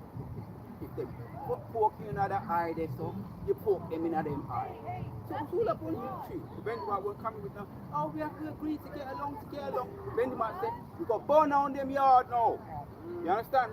They do it to us, we have to burn them back. That's why the riots in the 70s and the 80s, all the riots. Eye for an eye, we was about, well, I say we, but like, man older than me. One time a man roughed me up a certain way. I remember I was about 5. And it was a Skyfall night and it was late, so we all got away, like I said, I got away. Spirit of the Lord, right? I saw this man that was older enough and they never take no Benjamites. Some of them could have been, I don't know if they were angels, but he said, who messed with you? Who messed with you? Right? Big brothers, he knew my big brothers, older than my big brothers and all that. Around my big brothers days. Who messed with you? And we saw the guy, we went looking for him, he took me, he said, we were find him. We went looking for the guy, we saw the guy right in a certain area, I remember the area. We moved to him, mashed up the boy bike, pick it up and dash it away. Then, you know what I mean? And that was even then in the time of when Jake was coming up, Benjamites never take no shit. Because even Judah was taking a lot of shit, because Judah was about the studying, you understand? The studying and getting along and going to school and all of that. But Benjamin was like the real, he was more of the rebel, fight back them. Didn't want to fit in, you know what I mean? It's all up there, man, on YouTube, how they never tolerate no shit. When they come over, that's called the Windrush. So even up to this day, even in the Christian church, they was talking about, oh, the Jamaicans, and the Jamaicans are the rebels. Because they never liked Jamaicans. They're so-called Jamaicans, which they're Benjamites. I've never had a good reputation over in England. Only because they were given that reputation, because they never take no shit. My older, you know, the generation older than me and even a little bit older than that. And it goes back to jealousy too, because you took the women away from them, innit? That, because in those days we used to have the underground parties because Louis or whatever, right? And all the so-called whatever used to go after the Caribbean men. And get And them. that's where the jealousy comes in. Because you had the American Yankees coming over there. Cause this is documented. The American Yankees coming over from America, with the Windrush, Americans and the English women, them was flocking to the American Yankees. Yes. The Benjamites, the Jamaicans as well, they were flocking to them, man. And they was marrying them. So that's where a lot of the racism stirred up too, about that too, because we was getting their woman then. You know what I mean? And that goes right back to the plantation. Mm-hmm. Even when our hands are tied, but our hands were tied. Literally, and with our hands behind our back, we was getting gal, right? And it's not even boasting. It's real talk. So I hate it when the hardcore Edomites, the true blood Edomites, they hate it when an Edomite woman links up with a Jake. They consider that woman to be damaged goods after that, and they call the woman a nigger lover. And back in the day, you know, women could have got her taken out for that too if they were caught. You know, that's why a lot of them lied. Oh, he raped me. Yeah. Oh, you know? Carried today. Yeah. Well, they're back doing the same shit. Well, that's why they didn't really like Nicole and all that. Like, they wanted to defend her and paint her as a saint. But there would have been that would have been the underlying resentment, because O.J. Simpson was known as, he was getting the white woman there. You know, the big man, they called him the super nigger. The big man that could just, do what he wanted on the football field, and off the football field he can, and movies, and off the football field he can do what he wants with their gal, with their woman. Goes back to what do you think they got these King Kong movies? The King Kong movies go right back to the 60s. That's another funny thing. It's lucky you just reminded me. King Kong movies. It's lucky, there's about 3 of them. Yeah, so You talk about OJ getting women. Yeah. The rumor is that what's that? What them Kardashians? What's the one? Kim Kardashian. No, Wait. not Kim. yeah, One of the sisters. What's her name? I don't pay attention to them. Chloe, she's with that. No. Kylie Jenner's the mother, but she fucked OJ. Innit? Yeah, And that's one it. of her daughters, one of OJ's seeds. Yeah. Oh, well, Not Kim. they say it's a conspiracy. No, but if you look at the faces side by side, you can clearly see it. Yeah. Yeah, it's a butchy looking one. Yeah, Taller, yeah. that one. They say that's Chloe, yeah. OJ used to be friends with Robert Jenner, Kardashian. Kris Jenner, yeah. Robert Kardashian was the father, and he was a lawyer, and him and OJ were friends. So they knew the families knew each other, and yeah. All right, But I think it's Chloe. Yeah, Chloe, yeah, I think it's OJ's Chloe, daughter. You can see the features, everything. The features Yeah. are there, man. and that's a matter of opinion, because there was another guy on the scene as well. There was OJ and there was other men on the scene too. And if you look, there was another guy on the scene and he looked very similar to Elvis Presley. And to me, I think no, it wasn't Jake. It was a white. It could have been a white Jake, but he was a white guy. Tall. He was tall, and he had a similar feature. That I said to myself, that might. If that's going to be anybody's father, you know, I mean, it's a matter of opinion. You know, it's all up. You just leave it up there. But anyway, she was what's the word? Well, why was he saying this? Yeah, he was doing what he wanted. You're getting his way, innit? Yeah, he was a typical celebrity black man, which most of them would go back. You mentioned who else? That other black guy, Bill Cosby. He was trying to put the family, the perfect family that is possible for black people, so-called ex-slaves, to have a perfect family with a husband and a wife married with children and getting on. They never liked that either, because it was putting a good image on us, because we came out of broken homes. For the most part, we were the broken people, you know. This is Nahum 1 and 3. The Lord is slow to anger and great in power, and will not at all acquit the wicked. Yeah. The Lord hath his way in the whirlwind and in the storm, and the clouds are the dust of his feet. Yeah, the what else? That word, quick. Might as well look it up, man, just to get my mind in, refresh my mind, because they say he was acquitted. OJ seems to be acquitted. So, but the ultimate criminals of this planet, this, you know, we know what's coming down the pipe with them, and so do they. So do they. That's why allegedly some of them are going to their bunkers. So-called conspiracy, which it might be true that Evelyn Rothschild did keep the bucket. And there's another thing coming out about Kate Middleton. That Prince William is seeing, you know, got another big William. Yeah. He got Randy Andy, right? Remember Randy Andy? With Prince Charles, with Meghan, Creepy Charlie, Misty Meggie, that is his wife, Creepy Charles, Willie, he might be seeing another one and he might be putting it to the side, you know. Yeah, so she has to fall back so-called of the role duties, and it could be just, you get fed up, man. That's why a man is supposed to, even Esau don't keep one woman. You understand? You can't just bang one. Everybody, be honest, man. You just bang one woman all the time. Right. You know what I mean? A man wants to change it up, man. Change it up. And if you want to go back, you can go back to squat. You know, so he may be just putting it to the side. You know, he has the he's got the royal oaks and so on. He has the ability to choose. He's got the money. Even they do it. They do it, and that's why even according to law, when they do it, so-called the Epstein Island, 14 ain't under the law. According to the law, because we can go to the law, 14 ain't underage. You understand what I'm saying? But you know, they do it in they do it in such a vulgar way, and who knows what they're doing? Like literally, they defile it. But they defile it because they it's not just regular take things marriage, to another level. Defile it. You got a picture? Yeah, this is because you mentioned about underground bunkers and we're exposing Esau. Like you can look at the videos, they've got the adverts where they're selling these bunkers and they're like flipping tunnels and they've got cinemas and all kind of shit in it. But you know what? That's Esau's nature, because it says this, Job 30 verse 7, so 30 verse 5. They are driven forth from among men, they cried after them as after a thief, to dwell in the clefts of the valleys, in the caves of the earth, and in the rocks. So So that's Esau's nature to be all up in them caves. So him thinking that, yeah, when Yahushua comes, yeah, we'll dig into the earth and wide and we'll lay low for a minute and we'll come back up, yeah? That's Esau's nature, man. What does the word Caucasian go back to? Cave dweller. Yeah, the water. So, you know. So, Fred Flintstone, innit? say again what I have to say. When, you know, a young man is going to do what he's going to do. The grandfather going to say what he's going to say. The grandfather and the father. But when the young man goes and he hits the streets, you understand? He's going to do. Yeah, I'm just talking in as man. We're men here, man. You know, we're all men. The young man going to do what he's going to do, which is the spirit of the Lord anyway. But just be mindful, because STDs, you understand?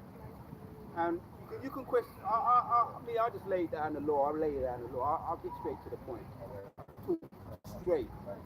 Because really, I ain't really got the time anyway. So if you got something, you know, just make sure you bring talk quick. Because you know, you understand? You talk quick, man. Get to the point. Get to the point. Talk quick. Because really, I don't really care anyway. Really. But if you want to do it, come and lay down the table and pretty up things. Because the woman's supposed to pretty things up and dust off the cushions. You understand? I'm thinking about that when I'm talking. I'm thinking about, can she dust down the cushions? Can she lay down the bed sheets and thing? And can she lay down the tablecloth? And can she put everything in nice, proper place? I'm talking to her.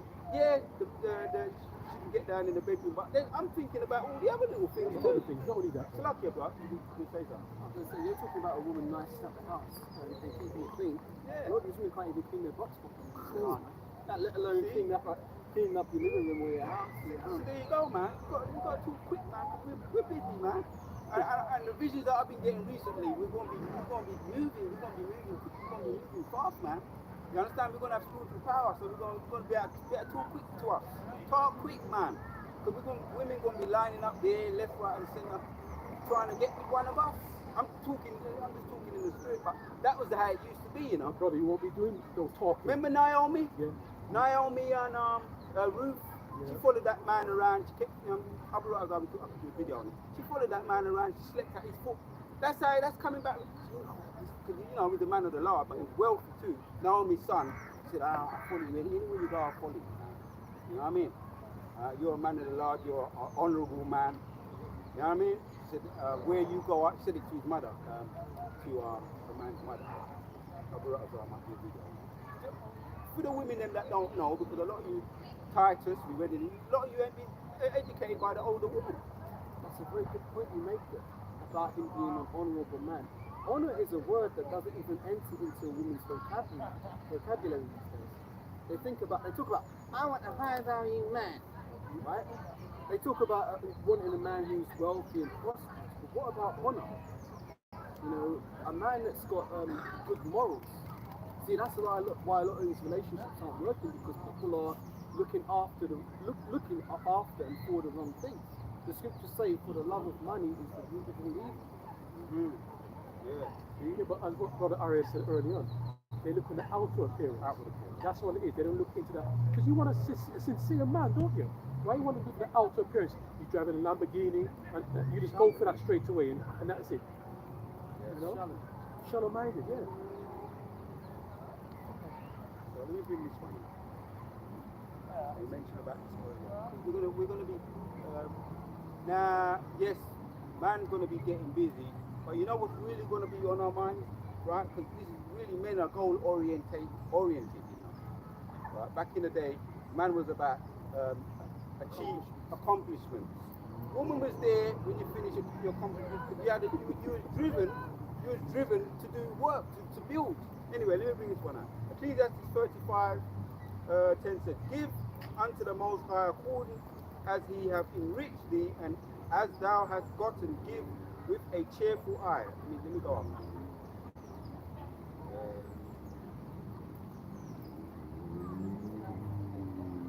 I'll go what's up. He said, Ecclesiastes 35:7 says, the sacrifices of a just man is acceptable, and the memorial thereof shall never be forgotten. We're putting our energy right now. Our energy, women come second, the Most High comes first. Our energy is with the Most High, because the woman, she will bless you. She will bless you. as a nurturer by bearing children. You know what I mean? That's what you open up with. The men are the parties of my Flock are men. are men. So she bless you, but she you know what I mean, she don't come first. Like men just go crazy, man. Oh, you have to have. I remember when I was younger, there was this girl. I tell you, man. If I didn't get this girl, I didn't think I was gonna be able to survive, bro. Pretty girl, pretty like she had a beauty spot there, small chocolate complexion. Not dark, but milk chocolate complexion. Everything was in my mind though. I'm gonna do it in my mind. Growing up them days. But obviously all the man didn't want. All the man didn't want her. It was about me too. You know what I mean? Yeah, we chat and thing. You know what I mean? But that's when I got my first experience. You know, it was so cool. You know, but the energy was. I was always about energy. So you know, I was an energy person. Now, I ain't saying everybody has to be like me. You know, I pick up energy. But let me go back to the point I'm making. The sacrifice of a just man is acceptable, and the memorial thereof shall never be forgotten. Give the Lord his honor with a good eye. Diminish not the first fruits of thine hands. Right? Give the Most High with a good eye. It reminds me of the scripture, you know, how the Most High loves a cheerful giver. That's in Corinthians. Yeah. In all gifts, show a cheerful countenance and dedicate thy time with gladness. Yeah. With gladness. I mean, you say, how you do that? Let me say, be practical. How you do that? Set it aside. You understand it? Otherwise, things are going to keep coming up for you to give. But I remember the first time when I learned about giving was when I put my old ways behind me, turned over a new leaf, and I realized there was actually profit in giving out.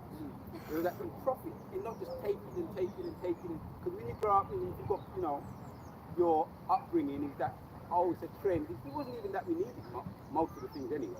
It's like a trend. Get off. You know, you've got to get off on people. You know, otherwise they get off on you. Especially these people, you know, these people. And we would go out our way to supplant. But it was more of a trend. We didn't need, you know, most of the things we didn't need anyway. So anyway, but then when I became in my late teens, I learned via some of the things that came back to me was just maturity that I learned in the Christian church, and then when I made that transition over, that when you give, you feel good about yourself. Like I said, I was going to say about sometimes that's more joy in giving. And you know what I realized when I turned over a new leaf, right? And I say it was a revelation. When someone got £50, two £20 notes, I'll never forget this. This was around 2013, 2014, 2013, right? When I was with.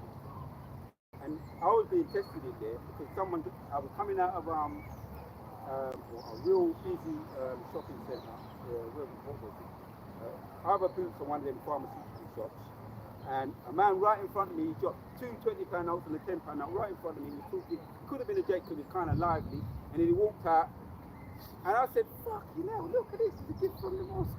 Right? Because trust me, when I was in the world, rare things, never things like that. I said to myself, when I was in the world and I was doing what I was doing, that never happened, man. And I'm saying this as a, can a man turn over a new leaf? For those of you that maybe you don't know if you can do it, I don't know, all kinds of scenarios.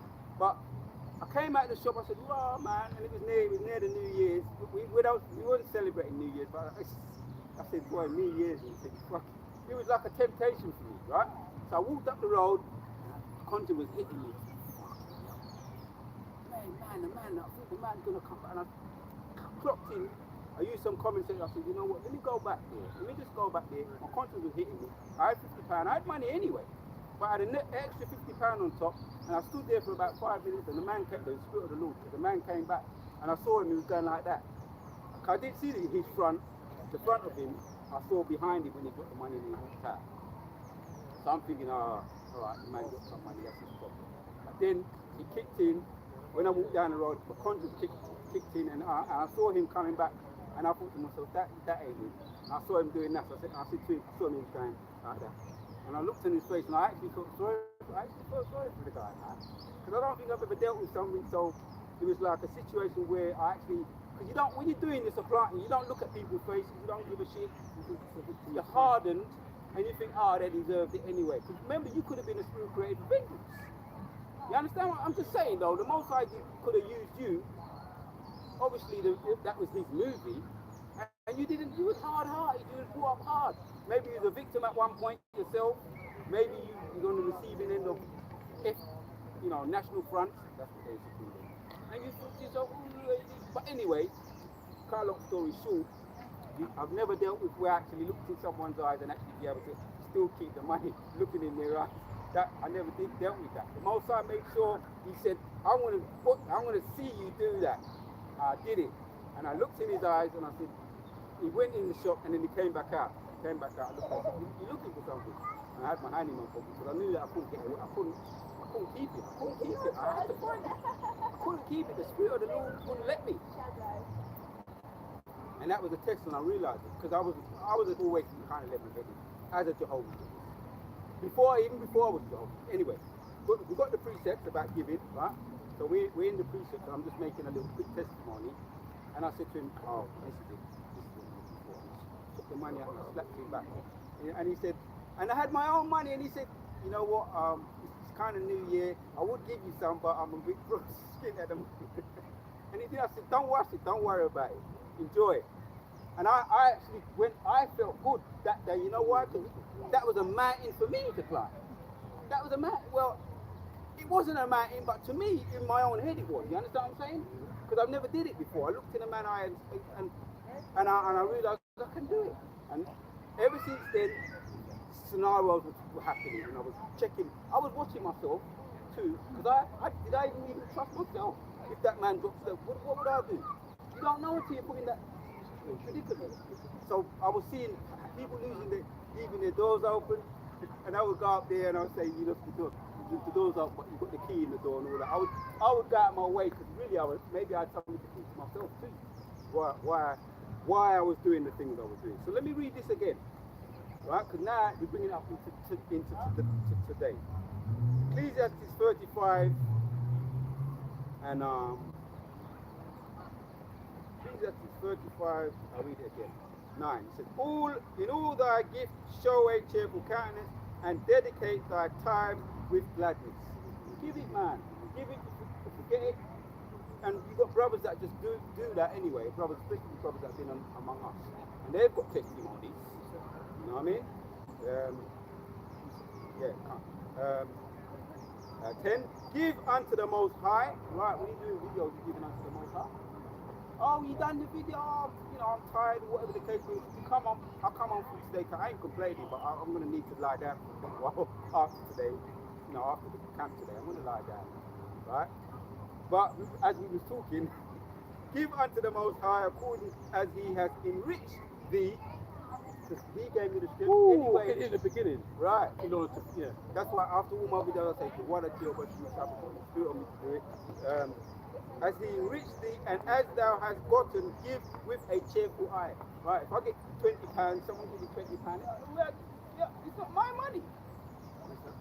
The money you get, you work for it, but the actual dollar itself is not, you understand what I'm saying?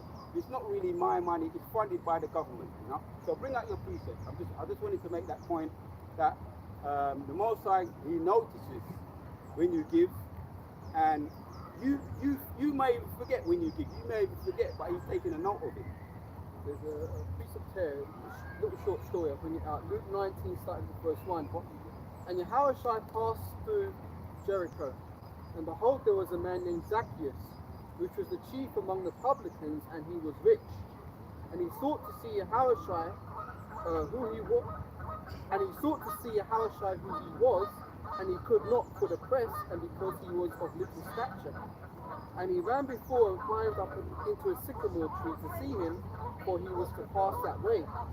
And when Yahushua came to the place, he looked up and saw him, and he said unto him, Zacchaeus, make haste and come down, for today I must abide at thy house. And he made haste and came down and received him joyfully. And when they saw it, they all murmured, saying that he was gone to be a guest with a man that is a sinner. And Zacchaeus stood and said unto the Lord, Behold, Lord, half of my goods I have given to the poor, And if I have taken anything from any man by false accusation, I restore to him fourfold. And Yahushua said unto him, This day is salvation come to this house, for so much as he also is a son of Abraham. For the Son of Man came to seek and to save that which was lost. Yeah. So touching on your story of your opportunity to look the man in the face and restore unto him what you found, that's a account of it in the scriptures of someone restoring what they've taken. This is 1 Peter 4 and verse 8. And above all things, have fervent charity among yourselves, for charity shall cover the multitude of sins. So charity, so we have the brotherhood, man. We've got the brotherhood. They say, even Amalek, they say, I've worked around Amalek. It begins at home. That's what they say. And they're right on that. You know, even though they're not sincere, you know. But they do understand about business and keeping business in the family. And Elam too. They've got it in their own law, in their own Elam. I've heard has been said that they are not allowed to patronize other people's business. They're not allowed. You know, I mean, it's their prerogative. Do it. I mean, you can't compare because we're under the first. But you know what though? There's going to be a complete turnaround in the because they're going to be coming to us, and you go into that in Isaiah 61. You don't have to bring that out. It's still bringing out the ease being exposed. But it's their prerogative, and it works. That's the point. It works. Charity does start at home. It works. And in this truth, you do a video, right? Because I ain't no fucking video man. You know, brothers, because there's going to be way brothers doing more than me. But just because of what I'm doing, I'm extending myself. I'm keeping moving my. It's all about me. Like I'm watching what the next man doing. I'm extending myself to my own ability. Next thing I know, I'm tired. I probably ain't gonna do it tomorrow. Next thing I know, I'm doing it. I'm doing one tomorrow. And I take it, I take it a day at a time. You know what I mean? Sometimes I might get an idea to do one the night before, or sometimes I say, well, I'm spent now. Mentally, I think I'm spent. But then the Spirit of the Lord says, okay, you're gonna say one or two words, and then the Spirit of the Lord may take over. Or if I'm in the yard and the sun comes out, I know definitely the Spirit of the Lord can have me do a video because I can't stop myself from doing a video. So that goes back also into giving to the Lord. And it's not only through monetary all the It's not about quantity. No, I'm going to make a point about that too, because it's about more about attitude. I'm fighting my own battle because I know what I need to do. Yeah. I know what I want to overcome. Yeah. It's my battle. Nobody, I ain't comparing myself with nobody, but I want to overcome. I'm a fighter. Yeah. So because I can't do physical fight. I'm doing my own fight now in the psychology. You know what I mean? That's what I'm saying. What you said? Alright then, so let's get back to talking about because I had a couple of precepts about the criminal record or the background check of E. Alright, can't bring it out. Obadiah chapter 1 verse 3. The proud of thine heart hath deceived thee, thou that dwellest in the clefts of the rock, whose habitation is high, that saith in his heart, you shall bring me down to the ground. Yeah, see, that's that confidence. There's a thin line between confidence and arrogance, man. Nothing wrong with a little bit of confidence, but read that again, Brother Bishop. Read that again. Obadiah 1 verse 3. The pride of thine heart hath deceived thee, thou that dwellest in the clefts of the rock, whose habitation is high, that saith in his heart, you shall bring me down to the ground. Yeah, that's the eagle. You mentioned the eagle earlier. Khan. Alright.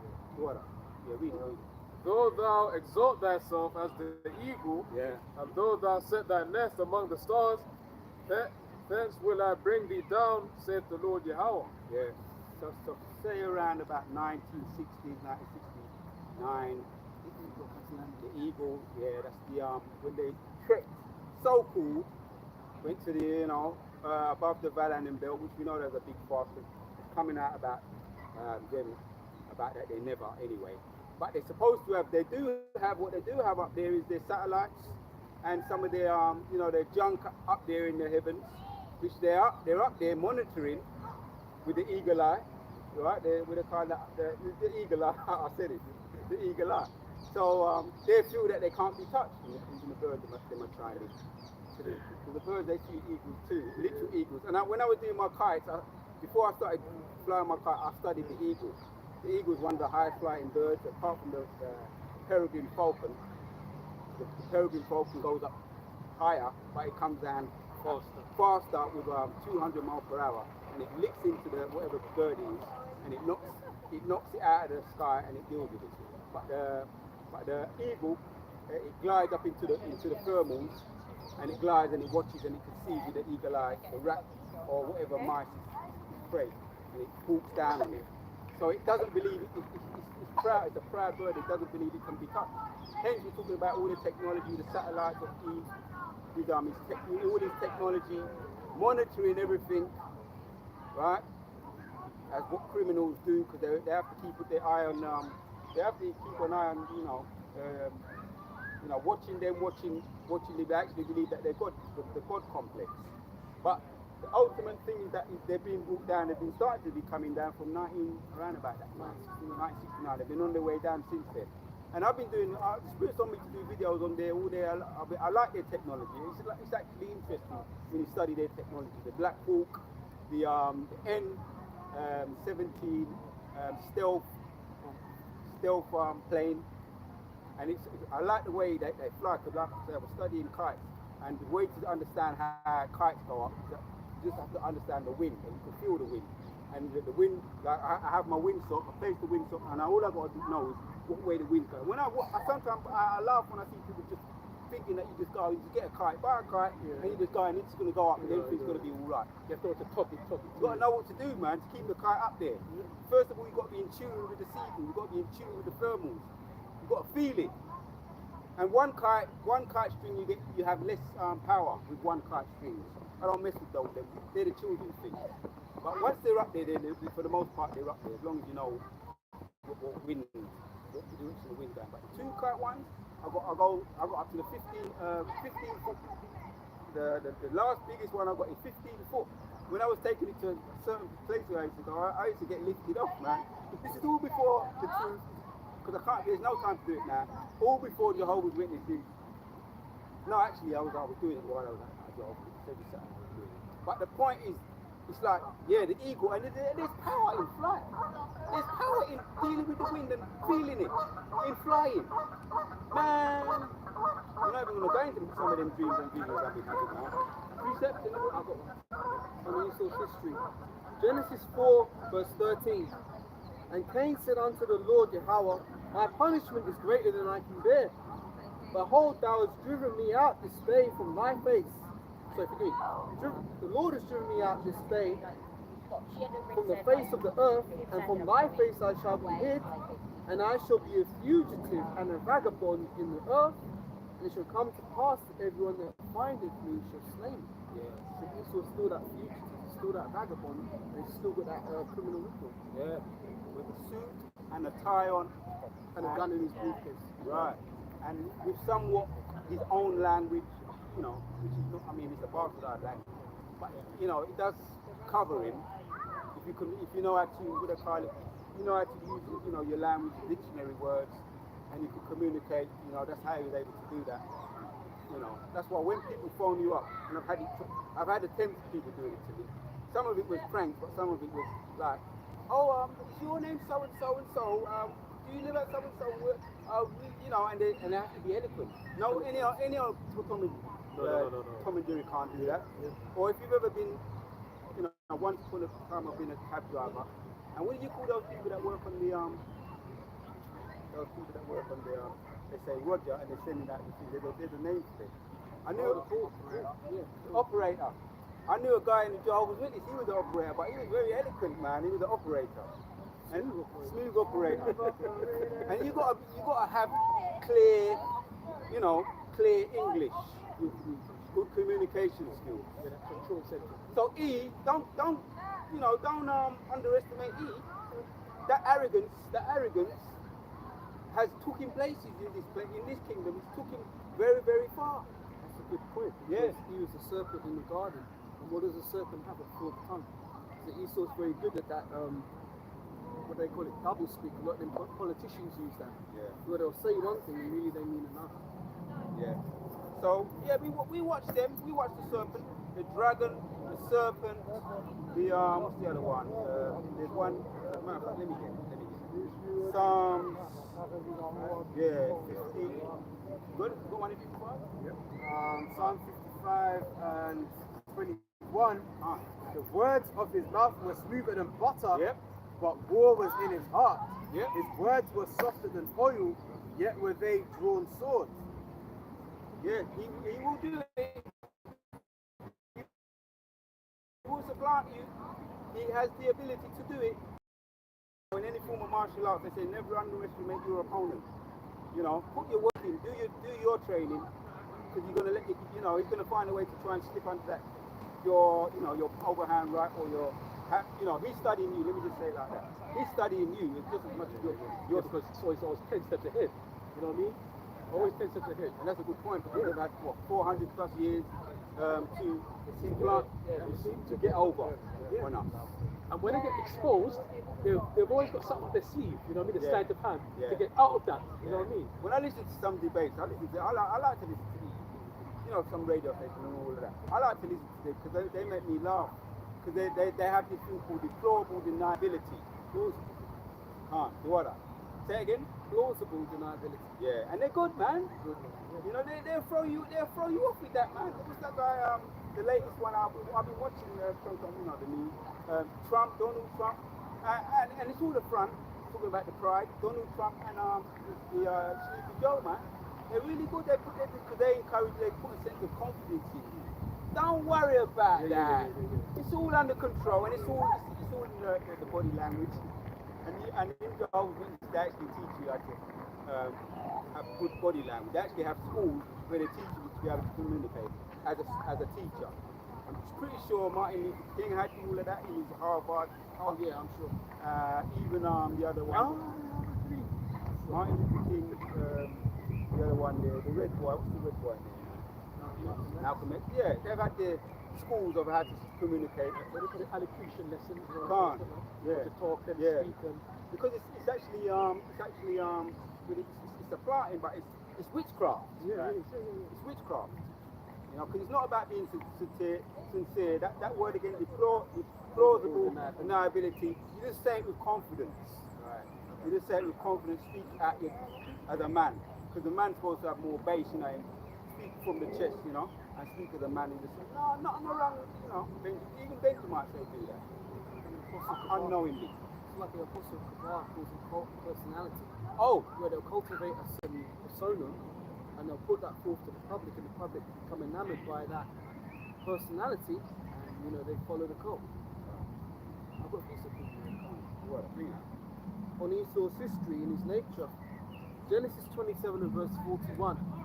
And Esau hated Jacob because of the blessing wherewith his father blessed him.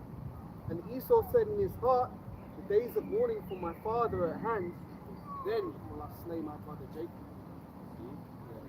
So his goal, his motive, right? That's why it's Sirach. It says, never trust thine enemy. Now you can take that. If you know how to play the game, let me say that. If you go in the ring and you know how to play the game, if you're saying, well, it's all right, I'm going to lure him in, right? You can supplant the Edomite woman. You can, get your rocks off with the Edomite woman, and don't put yourself in predicaments. Because I knew some people that put themselves in certain predicaments. I'm not saying that, not now. Maybe it's not, it's harder to do that. In certain predicaments, and they came up a cropper, to say it like that.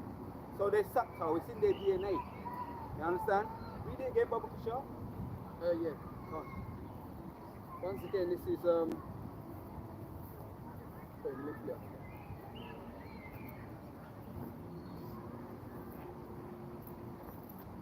Yeah, so it's just the point is that if you've been brought up around it, because I've been brought up in the East End anyway, and I spend a lot of time in children's homes.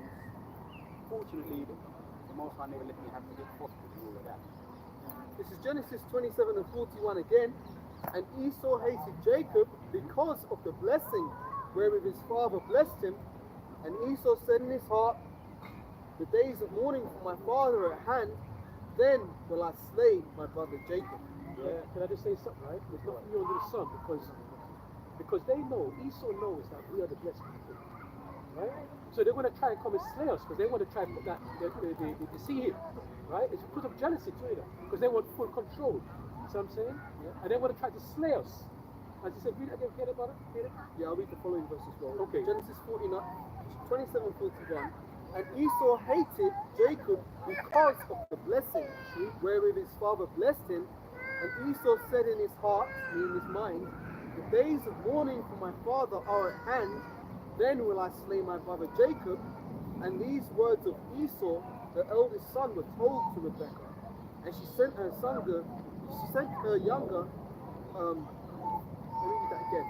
And she sent and called Jacob her younger son, and said unto him, behold, thy brother Esau, as touching thee, doth comfort himself, purposing to kill thee. So these Edomites take great comfort in the slaying Jacob. Goes into that now. I think it's wisdom of Solomon. Wisdom of Solomon chapter 3. The wicked seek to be supplant or seduce James. You know, you can paraphrase. Even with that P. Diddy thing, when you go a little, when you look into Clive James, how he started off, you heard about Clive James and some other he started off as an intern, Jaguar Right guy, which I don't really want to get. I'm not going into it too much of that shit. You know really what's going on. But he had to go underneath the table, right? We hear the story about going under the table to Clive James. Clive Davis, which is the Amalekite who's in control of the music business. So that demon, you know, we're in the spirit, the demon that Clive James had on him. Clive Davis had on him.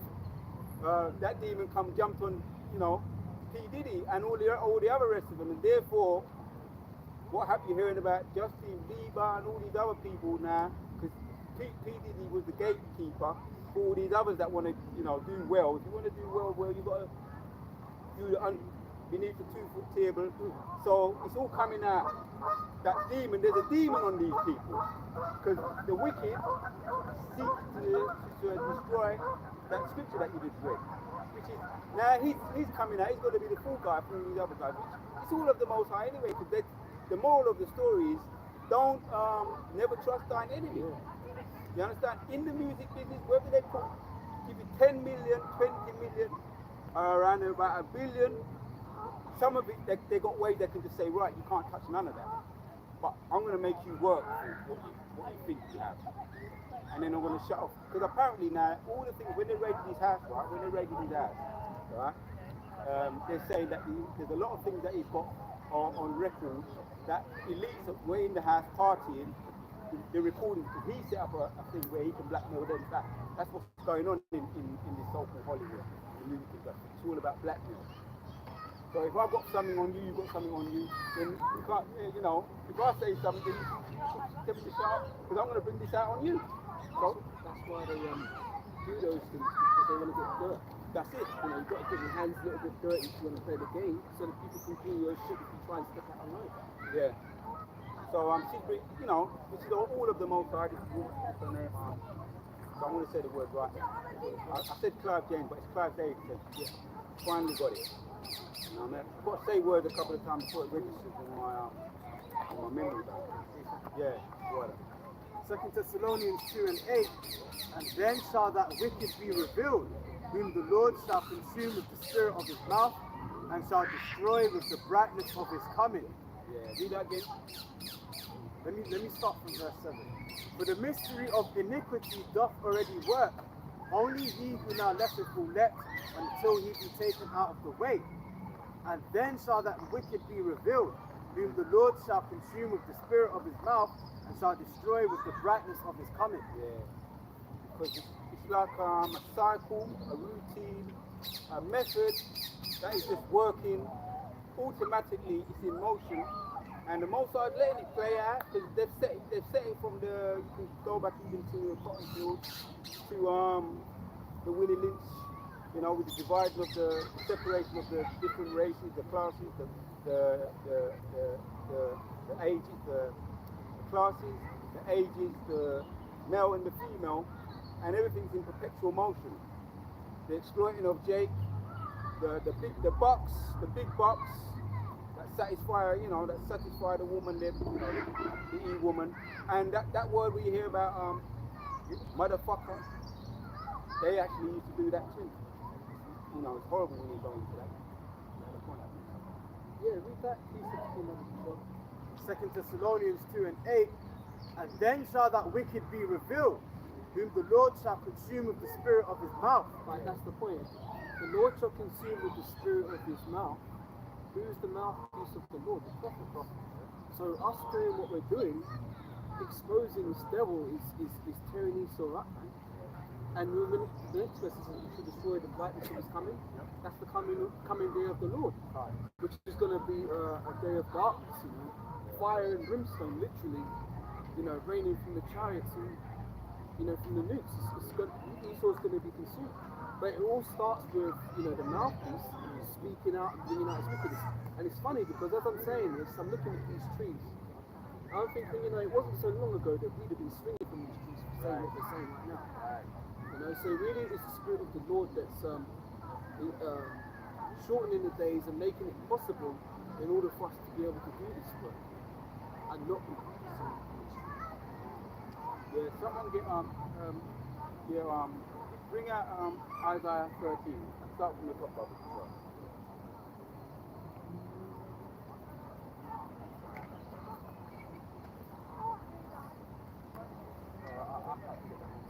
Right.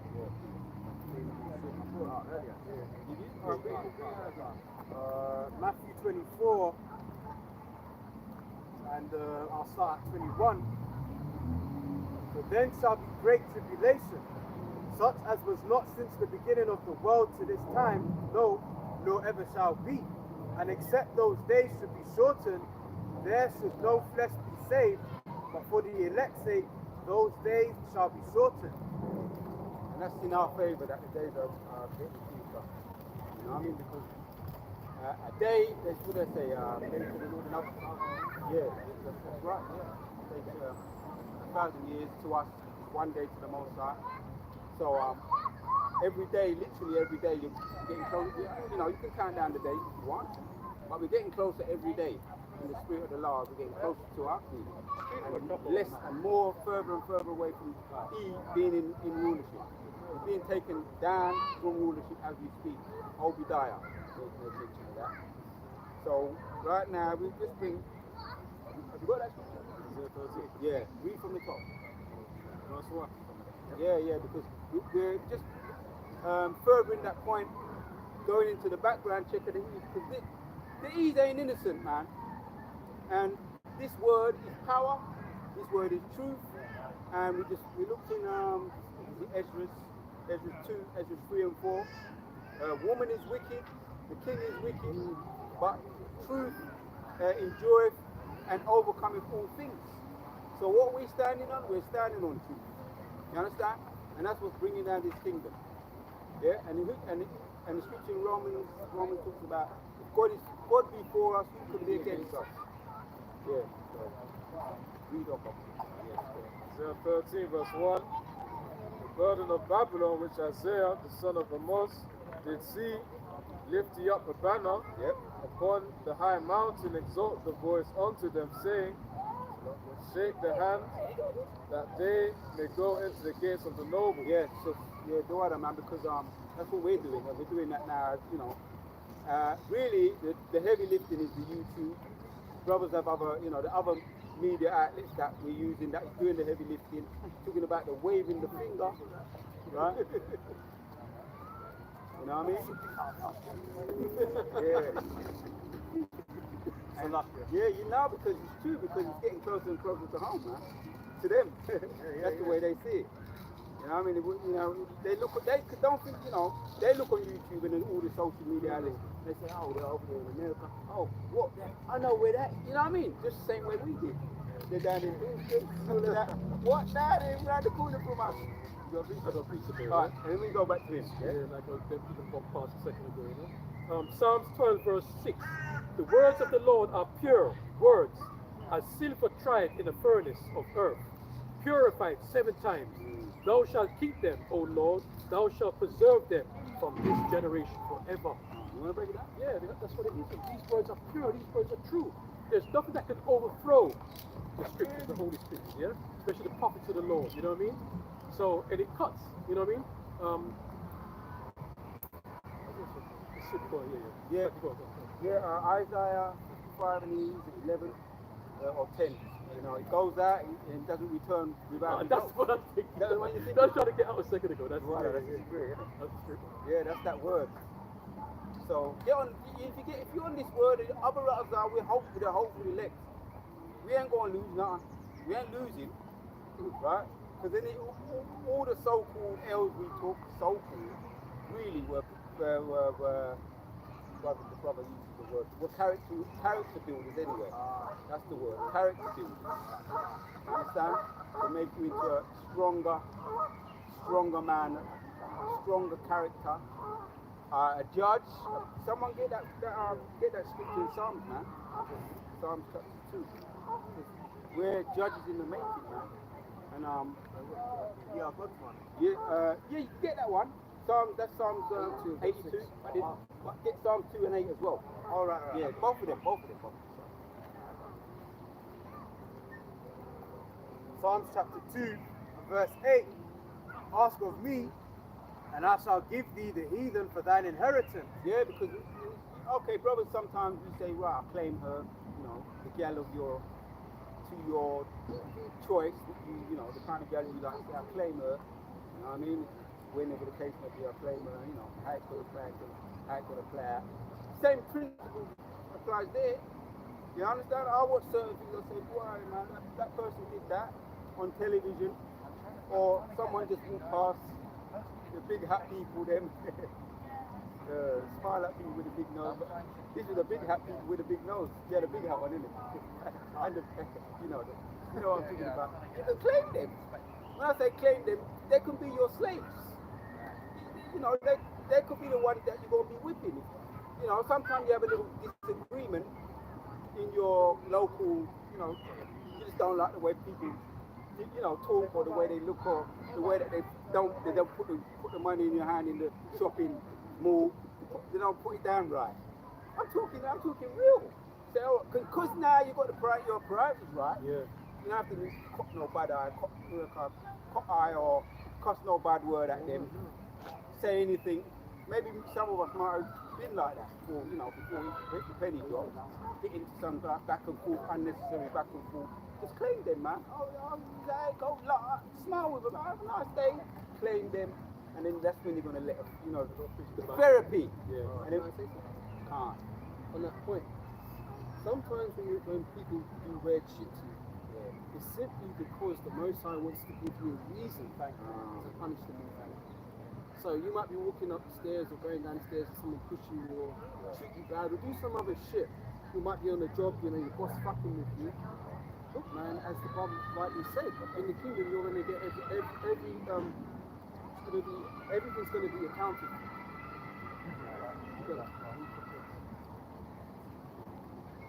I got something. Acts 5, verse 38. And now I say unto you, refrain from these men, and let them alone. For if this counsel of this work be of men, it will come to naught.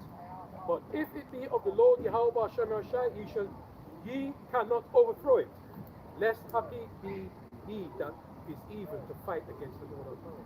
yeah, least happily, right? Happily with a you know, what they say, like proudfully. You say that word. As a matter of fact, look at the word, brother.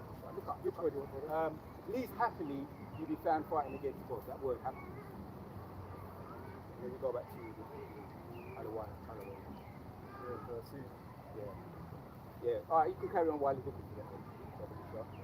Isaiah 13 verse 2 again.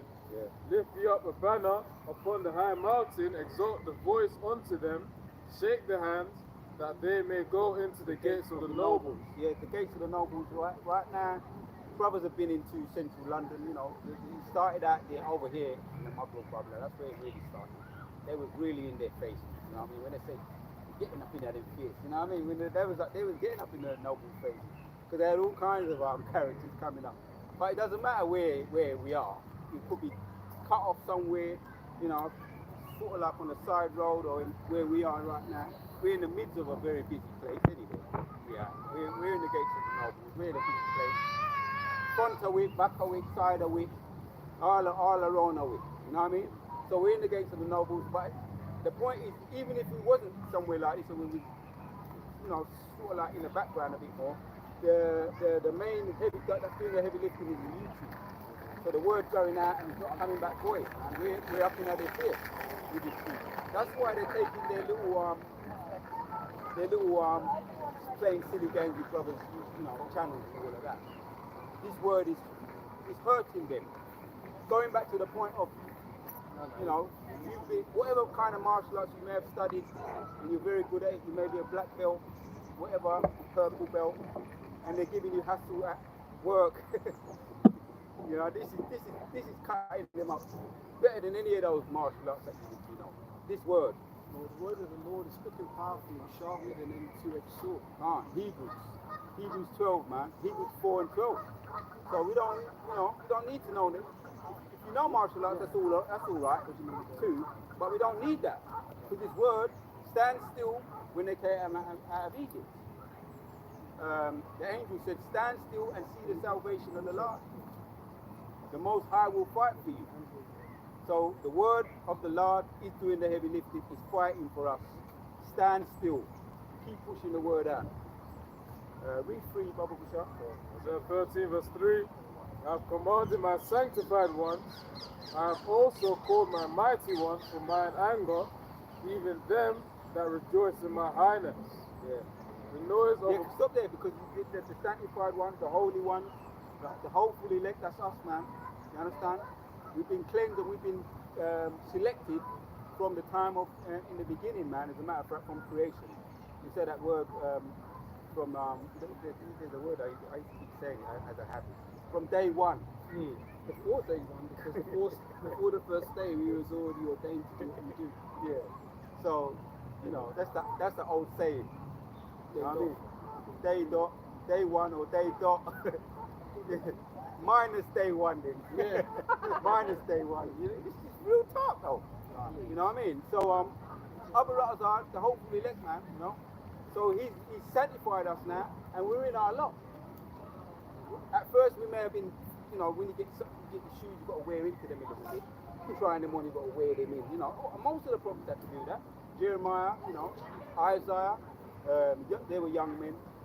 Who's the other one? Moses, you know. Oh shit, I'm comfortable now. What? To him? The God over there, Pharaoh? I'm just, you know, speaking in a bit of a jest, but you know what I'm saying. Oh no, man, give it to someone else, man. Oh, I'll tell you what, my big brother Aaron. Well, he didn't say that, but most I said it to the agency. You don't want to do it, I'm going to make your big brother do it, yeah. Aaron. But then, you know what?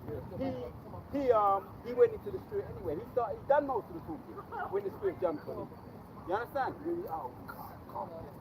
Them shoes are too big. Them boots are too big for me to put in, to wear. And then after a while, you wear them for a little while, and then the spirit jumps on you. You know what I mean? And then you grow into them. You grow into your role. They say, stay in your role, stay in your lane, and do your role. Stay in your role and do your lane. Sometimes. You know what I'm saying? Know your role and stay in your right. You know, the water. So, and then, you know, you become comfortable with it. And if you was irregular, you became regular, and then you was more than regular, and then you said, right, man, and then you done your videos, and then you just went into it, and the Spirit of the Lord activated is on you now, and it says there, read 3 again, Baba Kusha. Yeah. You know?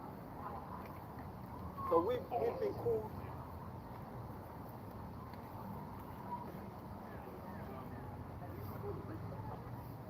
That's the point, Peter.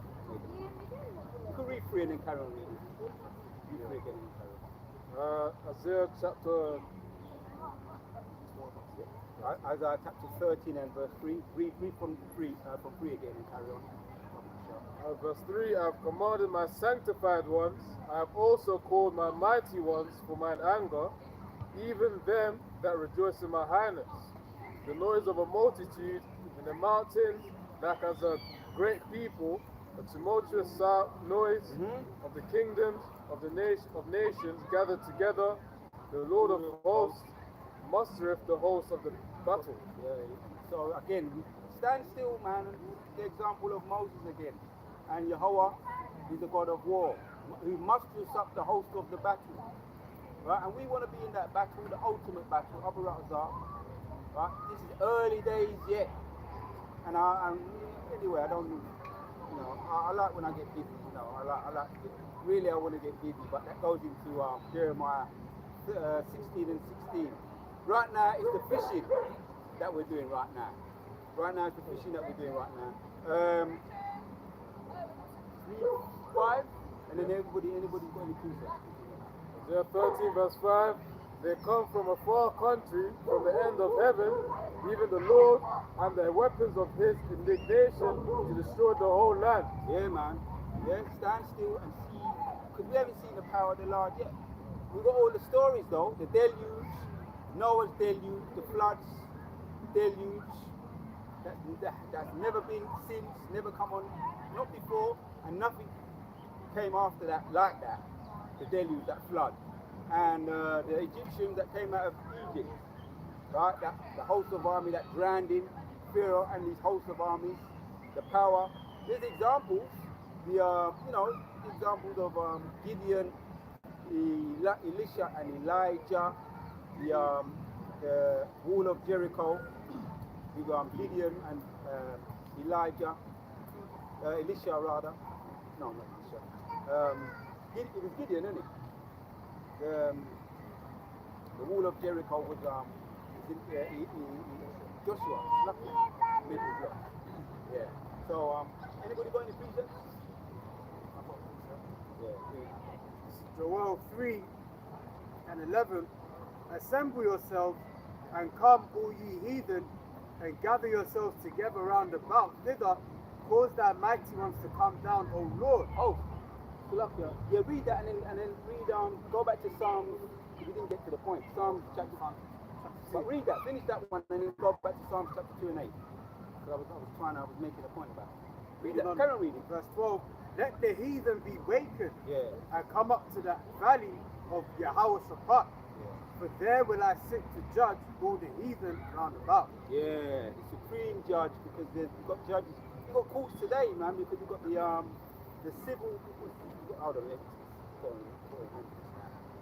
you've got the circuit judge, the circuit court, the high court, civil. You've got this you've got civil court, the high court, and then you've got the Supreme Court. I've done a video on it this week. Can't always remember everything now. Supreme Court, and now you've got that. Read that one again, Babu Kushal. You're going to background check for the east. Yeah. Joel 3 and 12. Let the heathen be wakened, and come up to the valley of Jehoshaphat, Yahweh's judgment. For there will I sit to judge all the heathen round about. Yeah, that judge, that court there is the highest court of the universe. I made a point about that. It goes into that in Matthew. Also goes into that the highest court to ever be appearing. O.J. Simpson has now received his judgment, and all the others we spoke about earlier on, Michael Jackson, you know what I mean? Michael Jackson, all these other guys, they know who they are now, in their right mind. If they, whatever they're doing up there, is he basking in the heavens? Is the word that I put to you. Is he basking in the heavens? That's what we eternity. And we grew up. That's what we grew up in church. Pentecostals, we may have heard that. Fear mongering, and some of us didn't have it. It's not good to hear that, man. When you got, all right, I might as well just do me then. You know, that's why you've got all these, what you call ninjas running around the place, because there's no tomorrow. And I think that was brought out yesterday. That was brought out in Corinthians when the super fine apostles were saying, live it up, because there's no tomorrow. You're gonna be in hell. You know that one. You simplify it. It's the old, we used to hear that a lot in Christianity. But it's alright, you can't. But I remember hearing that a lot. So that's why you got a lot of these ninjas bringing up with the fear complex in them. We might as well be wicked. Alistair Crowley, because we're gonna live it up. You know, that's why they have that spirit of in the music business, that spirit upon them. Live it up, do everything, do as thy will. That's the point. And that should be the whole goal. Yeah. We're gonna burn in hell out. That's why they go mad. And the East too, because they're actually right. They're not gonna go to hell, but this is their only chance. This is the highest achievement that they're ever gonna reach. The highest. Because really, when you look at them, they're all ex-convicts that have been let out of the caves, and they know it. That's why. Right. That's why they say, oh, if I can get up before I go back to my sleep, go back to the cave, I can get me some jakes. I can drink as much. You know what I mean? That's just. I know this spirit. I used to live with it in the children's home. Get a couple of jakes, some black dick, right? The white woman then. Get some black dick. Drink as much as I want. Glue sniffing. Yes, glue sniffing. Now there's all these other things now. Back then it was glue sniffing. There's all these other things now. You understand? That's why we just walking down the road, you can give them a look and nod at you. They come flocking to you, man. The women, the white women. It ain't no joke. It's real tough. You understand? They're living it up. I don't blame them either. Let them live it up. Brother Kishar, you're talking about the glue sniffing. Yeah. Now what is fentanyl? What They're up? all strung out in them on them drugs, man. And it used to be Jake who's on that. And now it's Edomites who are being afflicted with these drug addiction. Yeah. What's the one they put in there where they put in the balloon? Lost. Huh? Oh, yeah. Sometimes I walk on the street, this is going about a couple of years ago, I see little white silver things on the floor. Yeah. And the canisters. That's when what they was. they I saw us, Jake, in the car, sitting down with there were 3 women, and I went, Yeah, is it laughing gas or something? Like laughing you gas? said Oz, innit? This reminds me of Ozzy Osbourne. Because he was one of their, One of their role models. Yeah, he was one of their role models. And some say he might, I don't believe he's Jake, but he's like the typical Edomite spirit, like, do what you want, like, get drunk, take all the glue, sniff it all up. You mentioned opioids, fentanyl opioids, and then expose yourself, don't give it, you know what I mean? Them people, they're nasty, man. Exposing yourself, like, I don't want to cover up your blasted self, man. Your nasty, hairy self, then. You know what I mean? But you know what's funny about that? But it's laughing. Ozzy Osbourne and them, they're Satanists. They're straight Satanists anyway. Yeah. But a lot of these Edomites look up to them because they like that type of music because it speaks to their spirit. They've got the devil horns and all of that, and the cross. They always got the cross, the grunge. They always got the cross in black, or they wear black, but they got the cross on them, and the devil horns somewhere on their body, on their back, or somewhere. Yeah. What are them groups called, like the Black Sabbath? Can't. Kiss, which is a Knights in Service of Satan. So many in groups. Rock groups. Yeah. Is that the ones that I remember They when I was paint young? their faces. Punk rock. And they've got the one that when they used to play the record backwards. Oh, When you play it might be Led backwards. Zeppelin. And A lot of them. it's like they're talking like to some spirits. Yeah. They're talking to spirits. Sacrificing. That's that guy. What's that guy, man? Something Scott. Who done that? He was dealing with Travis Scott In the show. He did the show. You know what I mean? People got crushed. That Yeah. demon. People got crushed. Yeah, you saw the demon? There was no success at that show. Yeah. Whoa, that's funny you mention that because recently it came out that they found that they knew that the stadium was going to be overfilled. That was a blood sacrifice anyway. You got to do. Yeah, I looked into that a little bit. Yeah, man, the rabbit household thing, blood sacrifice, where they got a certain amount of souls got to be sacrificed. Crushed, people were complaining as well, you know, and they're just acting like the people wasn't complaining, and people was actually dying in the middle of it, in the middle of the show. There's other testimonies, or other examples of people dying in the middle of the shows as well. You know, you gonna say something? Reminds me of Hillsborough. Remember the Hillsborough thing when people got crushed in the football stadium? Yeah. So And the yeah. Conservative government covered that for years. Yeah. So that's the spirit of you're looking at the background check of he doesn't want to take it all on his own. You know, he says my punishment is too heavy for me. Yeah, too much for me to bear. As a matter of fact, let me take a couple of people down with me just to ease it up a little bit. you know, a couple of people down with me, That's what Esau's like. You know, if I'm going down, you're coming down with me too. That's what they're like. That's why when I saw that guy, back to that, I was talking about that guy earlier on, I was looking, I said to myself, right, spiritual power, please, man, get this man out of the way. But that's just my spirit, and I did, you know, I just kept it calm. But these people were also, there was probably, what they call it, they were probably trafficked when he was younger. I'm looking at the man, he was probably molested or something. The way he was going on, like, he had the spirit of E on him, like a nasty, like, what they call that, crude, dirty, nasty spirit, just crude. Letting all your, showing all your belly and all of that. Nasty. Yeah, and all the women, the Edomite women was loving it. He was going down and he was doing vulgar acts and they was filming it. And it was like, have you ever seen the Edomite woman watching Usher or Michael Jackson had it? It's like, it's nasty, man. But look, these are the same women that will go to a concert and throw their knickers on the stage. Right. I mean, come on, man. Nastiness. And these are the same women. When you see them Monday morning at the workplace, and shit can't stink. And You know what I mean? Exactly. They're telling you how to Come do talk. your job. Yeah. I ain't saying nothing on that. So listen, Yeah. because talking about Esau, he loves to kill, and he was a cunning hunter from the beginning. Now, a hunter enjoys catching their prey. Esau's favorite thing to hunt is humans. So he actually enjoys murder. Now, this is Ezekiel 35 and verse 6. It says, therefore, as I live, saith the Lord God, I will prepare thee unto blood, and blood shall pursue thee. Since thou hast not hated blood, even blood shall pursue thee. So, you know, Esau's solution to a lot of problems is, I'll kill him. And they tried to do that with Yahushua. Didn't work because Yahushua rose after 3 days. So that whole thing of, oh well, yeah, we'll just kill it. It doesn't work when it comes to spiritual matters. Even us prophets, you know, we've been here before. And if we die, another prophet's going to come back, and then our lot will come back again because the spirit of the prophets is subject unto the prophets. So what Esau can't kill is the truth. You know, so that's where he's basically gonna come a cropper, because his whole world is built upon lies.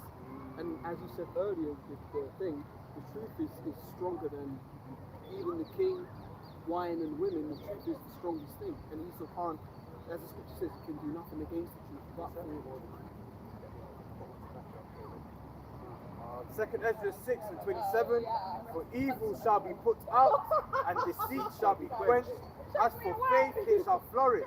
Corruption shall be overcome, and the truth, which has been so long without fruit, shall be declared. That's beautiful. And you can even count, you know, we know they're not men of the law, but the so-called truthers, whistleblowers. Got one example with the Ryan Garcia, which he came out and he said some stupid things. You just got to pick out the bones. Some of the things he said one he remembered from he was about 2 years old, and he mentioned Bohemian Grove. He mentioned that he liked to kill. Yeah. But he said he was about 2 years old, and they had him there watching a little child be tortured. That bit I believe it. You know, I don't know if he's just talking about. I think there's some things are coming out that so-called truthers are saying, which, you know, he's just a boxer, right? I think he's under welterweight, lightweight or welterweight boxer. 140, I think he is. But he's coming out, he's under a bit of pressure. He's got mental problems, there's no doubt about that. But he's got his own social media. You know, people have their outlets now, and they call him a social media person, influencer. So he's using that to promote himself. A lot of people are doing that. Him and Devin Haney have got a fight coming up. So he's having what you might call, what they call it, tricks in the matrix. What they call it in the matrix? Little the tricks, huh? Glitches. People have glitches. Because you mean midlife crisis? No. You know, in the matrix, when there's something that's a glitch, they call it a glitch in the matrix. When something just ain't right, but something like a disconnect. People that get so-called MK Ultra, right? And potentially he could be in MK Ultra because his father. The more you get into his father and all of that, his father could have been a Mason, and they could have tried to shut him up. And there's glitches in it. You know, some people say about Kanye and all of that as well. And glitches every now and then come out, but it's really the spirit of the Lord anyway. And if his truth gets through, comes out. So I believe what he said. And you hear of examples about these Bohemian groves and people that have been to Bohemian groves. You pick out the truth and what you think is rubbish, you throw it away. But that's what they do. They give up sacrifices, torturing children. He said he had to watch it. So therefore, the demon that comes on him, you understand? Michael Jackson said he had a demon on him. When I say demon, as far as these gifts. Some say he never did the children thing. I don't know, man. Back years ago, I would have said nah. I would have swear blind. But nah, the more I look into it, because you got that. What's that Baphomet God? You know what I mean? And that God is androgynous. Anyway, we're not getting too deep. I'm just making a point. Anyway, yeah, they get demons on them, and they start going off the rails, and they lose the plot. So these truthers got to pick out the sense out of the nonsense. So they're being exposed. Back to the point of Eve being exposed. You know, they like to pursue blood, and they do things that we can't even. One of the elders said this years ago, and I understand why he said it. Elder Laban, our older over this time. There's certain things you don't really need to know. You know what I'm saying? What they do. We know enough. I say we know enough. The most are going to reveal more. But at this point, there's certain things, let the most eyes in control of it. Precepts, anybody? Alright, let me read this one here. Can I bring yours out here? This is Jeremiah 49 verse 17.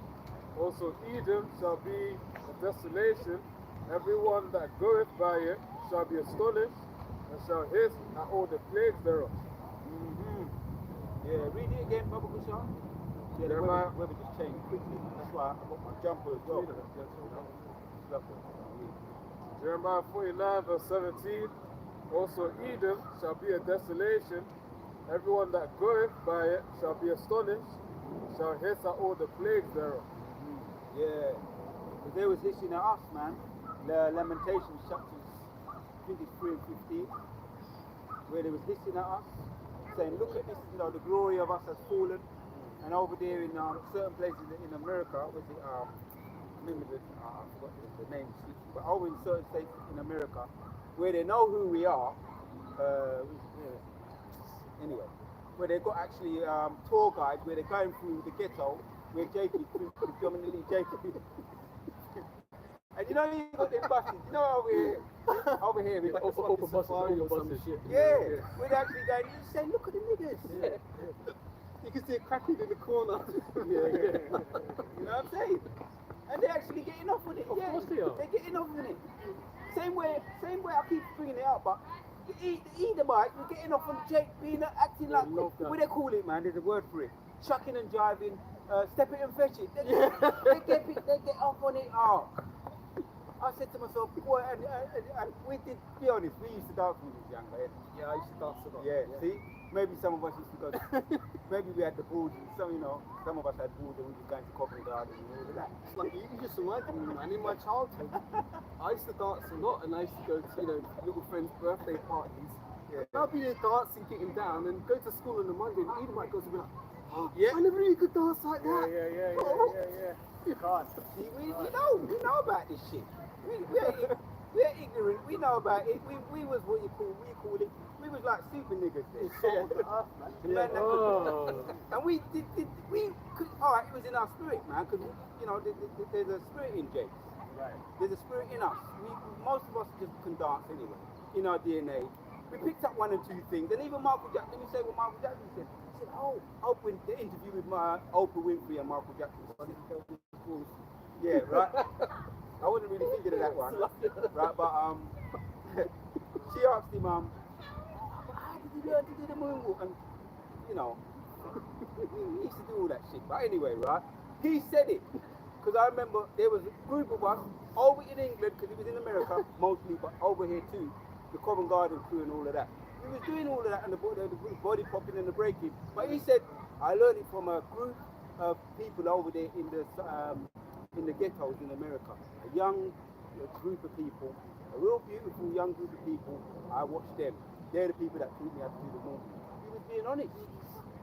that movement came from the street. As a matter of fact, even you can even take it even further than that, because you had a lot of old dance, you know, this time of rock and roll.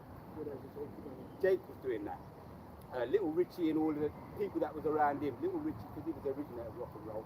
He influenced Elvis Presley, James Brown. James Brown was good, right? Because he came with the funk, the funk and the chicken, the funky chicken, and the please and all of that. But a lot of it, the funky yelps and Michael Jackson, like yahoo and all that, right? He was influenced by they got that, all of them, right? Because he actually done when he was receiving his accolades. Little Richie said, I influenced these people. There's a documentary on it. He said I influenced the Beatles, Prince, Michael Jackson, James Brown, and a lot of these other rock and roll. He originated rock and roll. So that's Jake. So the dancing, we was all pulling off all the dancing in the school disco and all of that. Me and the next guy, we got a gift for being the best dancers in school. And when I got a bit older, when I came to the clubs, they used to pay me to dancing on stage. And then there was skanking, and then there was disco. So skanking was before disco. Skanking to dub, and then disco, dancing disco. Michael Jackson, you know, the kind of Motown, and then disco. So we knew it. We was getting gal, man. If you wanted to get a gal, you need to just be yourself. They found out you can dance. Most of Jake dance anyway when you're just sitting there listening to music, moving your head like that. They love all of that, man. So let's go. Yeah. Right. So we can bring out some of the last precepts and then we'll go back up, you know, the whole dancing thing. Matthew 5 and 13. Ye are the salt of the earth. But if the salt have lost its savour, wherewith shall it be salted? It is thenceforth good for nothing, but to be cast out and to be trodden under foot of men. So now the dancers, right? Jake was the dancers, the entertainers, the shuckers and drivers, right? Back in the day, you know, what they call it, Steppy and Fetchy. We were the entertainers. In the kingdom to come, we gonna be the rulers, man. Right? Ask of me and I shall give you the heathen. And any entertaining that's gonna be doing, it's gonna be by the heathens, the ease. Right? If we want to have our people doing our whatever else, right? We know they're going to be burying the dead bodies. That's one of the lowest jobs they're going to be doing. But if you want cooks or whatever else you want, they're going to be doing all of that, the lowly jobs. Because we ain't going to be chucking and driving. We're going to have the ability to, but we ain't going to be doing that, man. Right. You understand? We don't have the ability to do anything we want. But that's something someone to see. When you do that, you're trying to seek someone's approval. That's really what you really do. You don't need to. We don't need to seek no one's approval. We've got the apparatus are the elect are approved. Just look at that. So it's like, just before we bring the precept out, one of the reasons why them guys are so talented, the guys you mentioned, Little Richard, Prince, Michael Jackson, James Brown, is because they were trying to work their way out of the verses by using their talents. But that's not how it works. No matter how well you can play the guitar or how well you can sing or dance, you're not going to be able to get out of the verses. But those people, they thought they could actually do that. And they hit the glass ceiling when they entered into East or South because they thought, I've made it. But then they realized, oh shit, it comes with contract and deals. And I have to sell my soul to get certain things. And they all died unhappy. Yeah, that's definitely true. And what comes to my mind, we don't even forget it because we're going to close up, is Matthew 4. If you do these things, I will, bow down and I will give you the kingdoms of all these the temptations. Yeah. So they did that. They did get gills. They did get money, but they also found out what came along with that.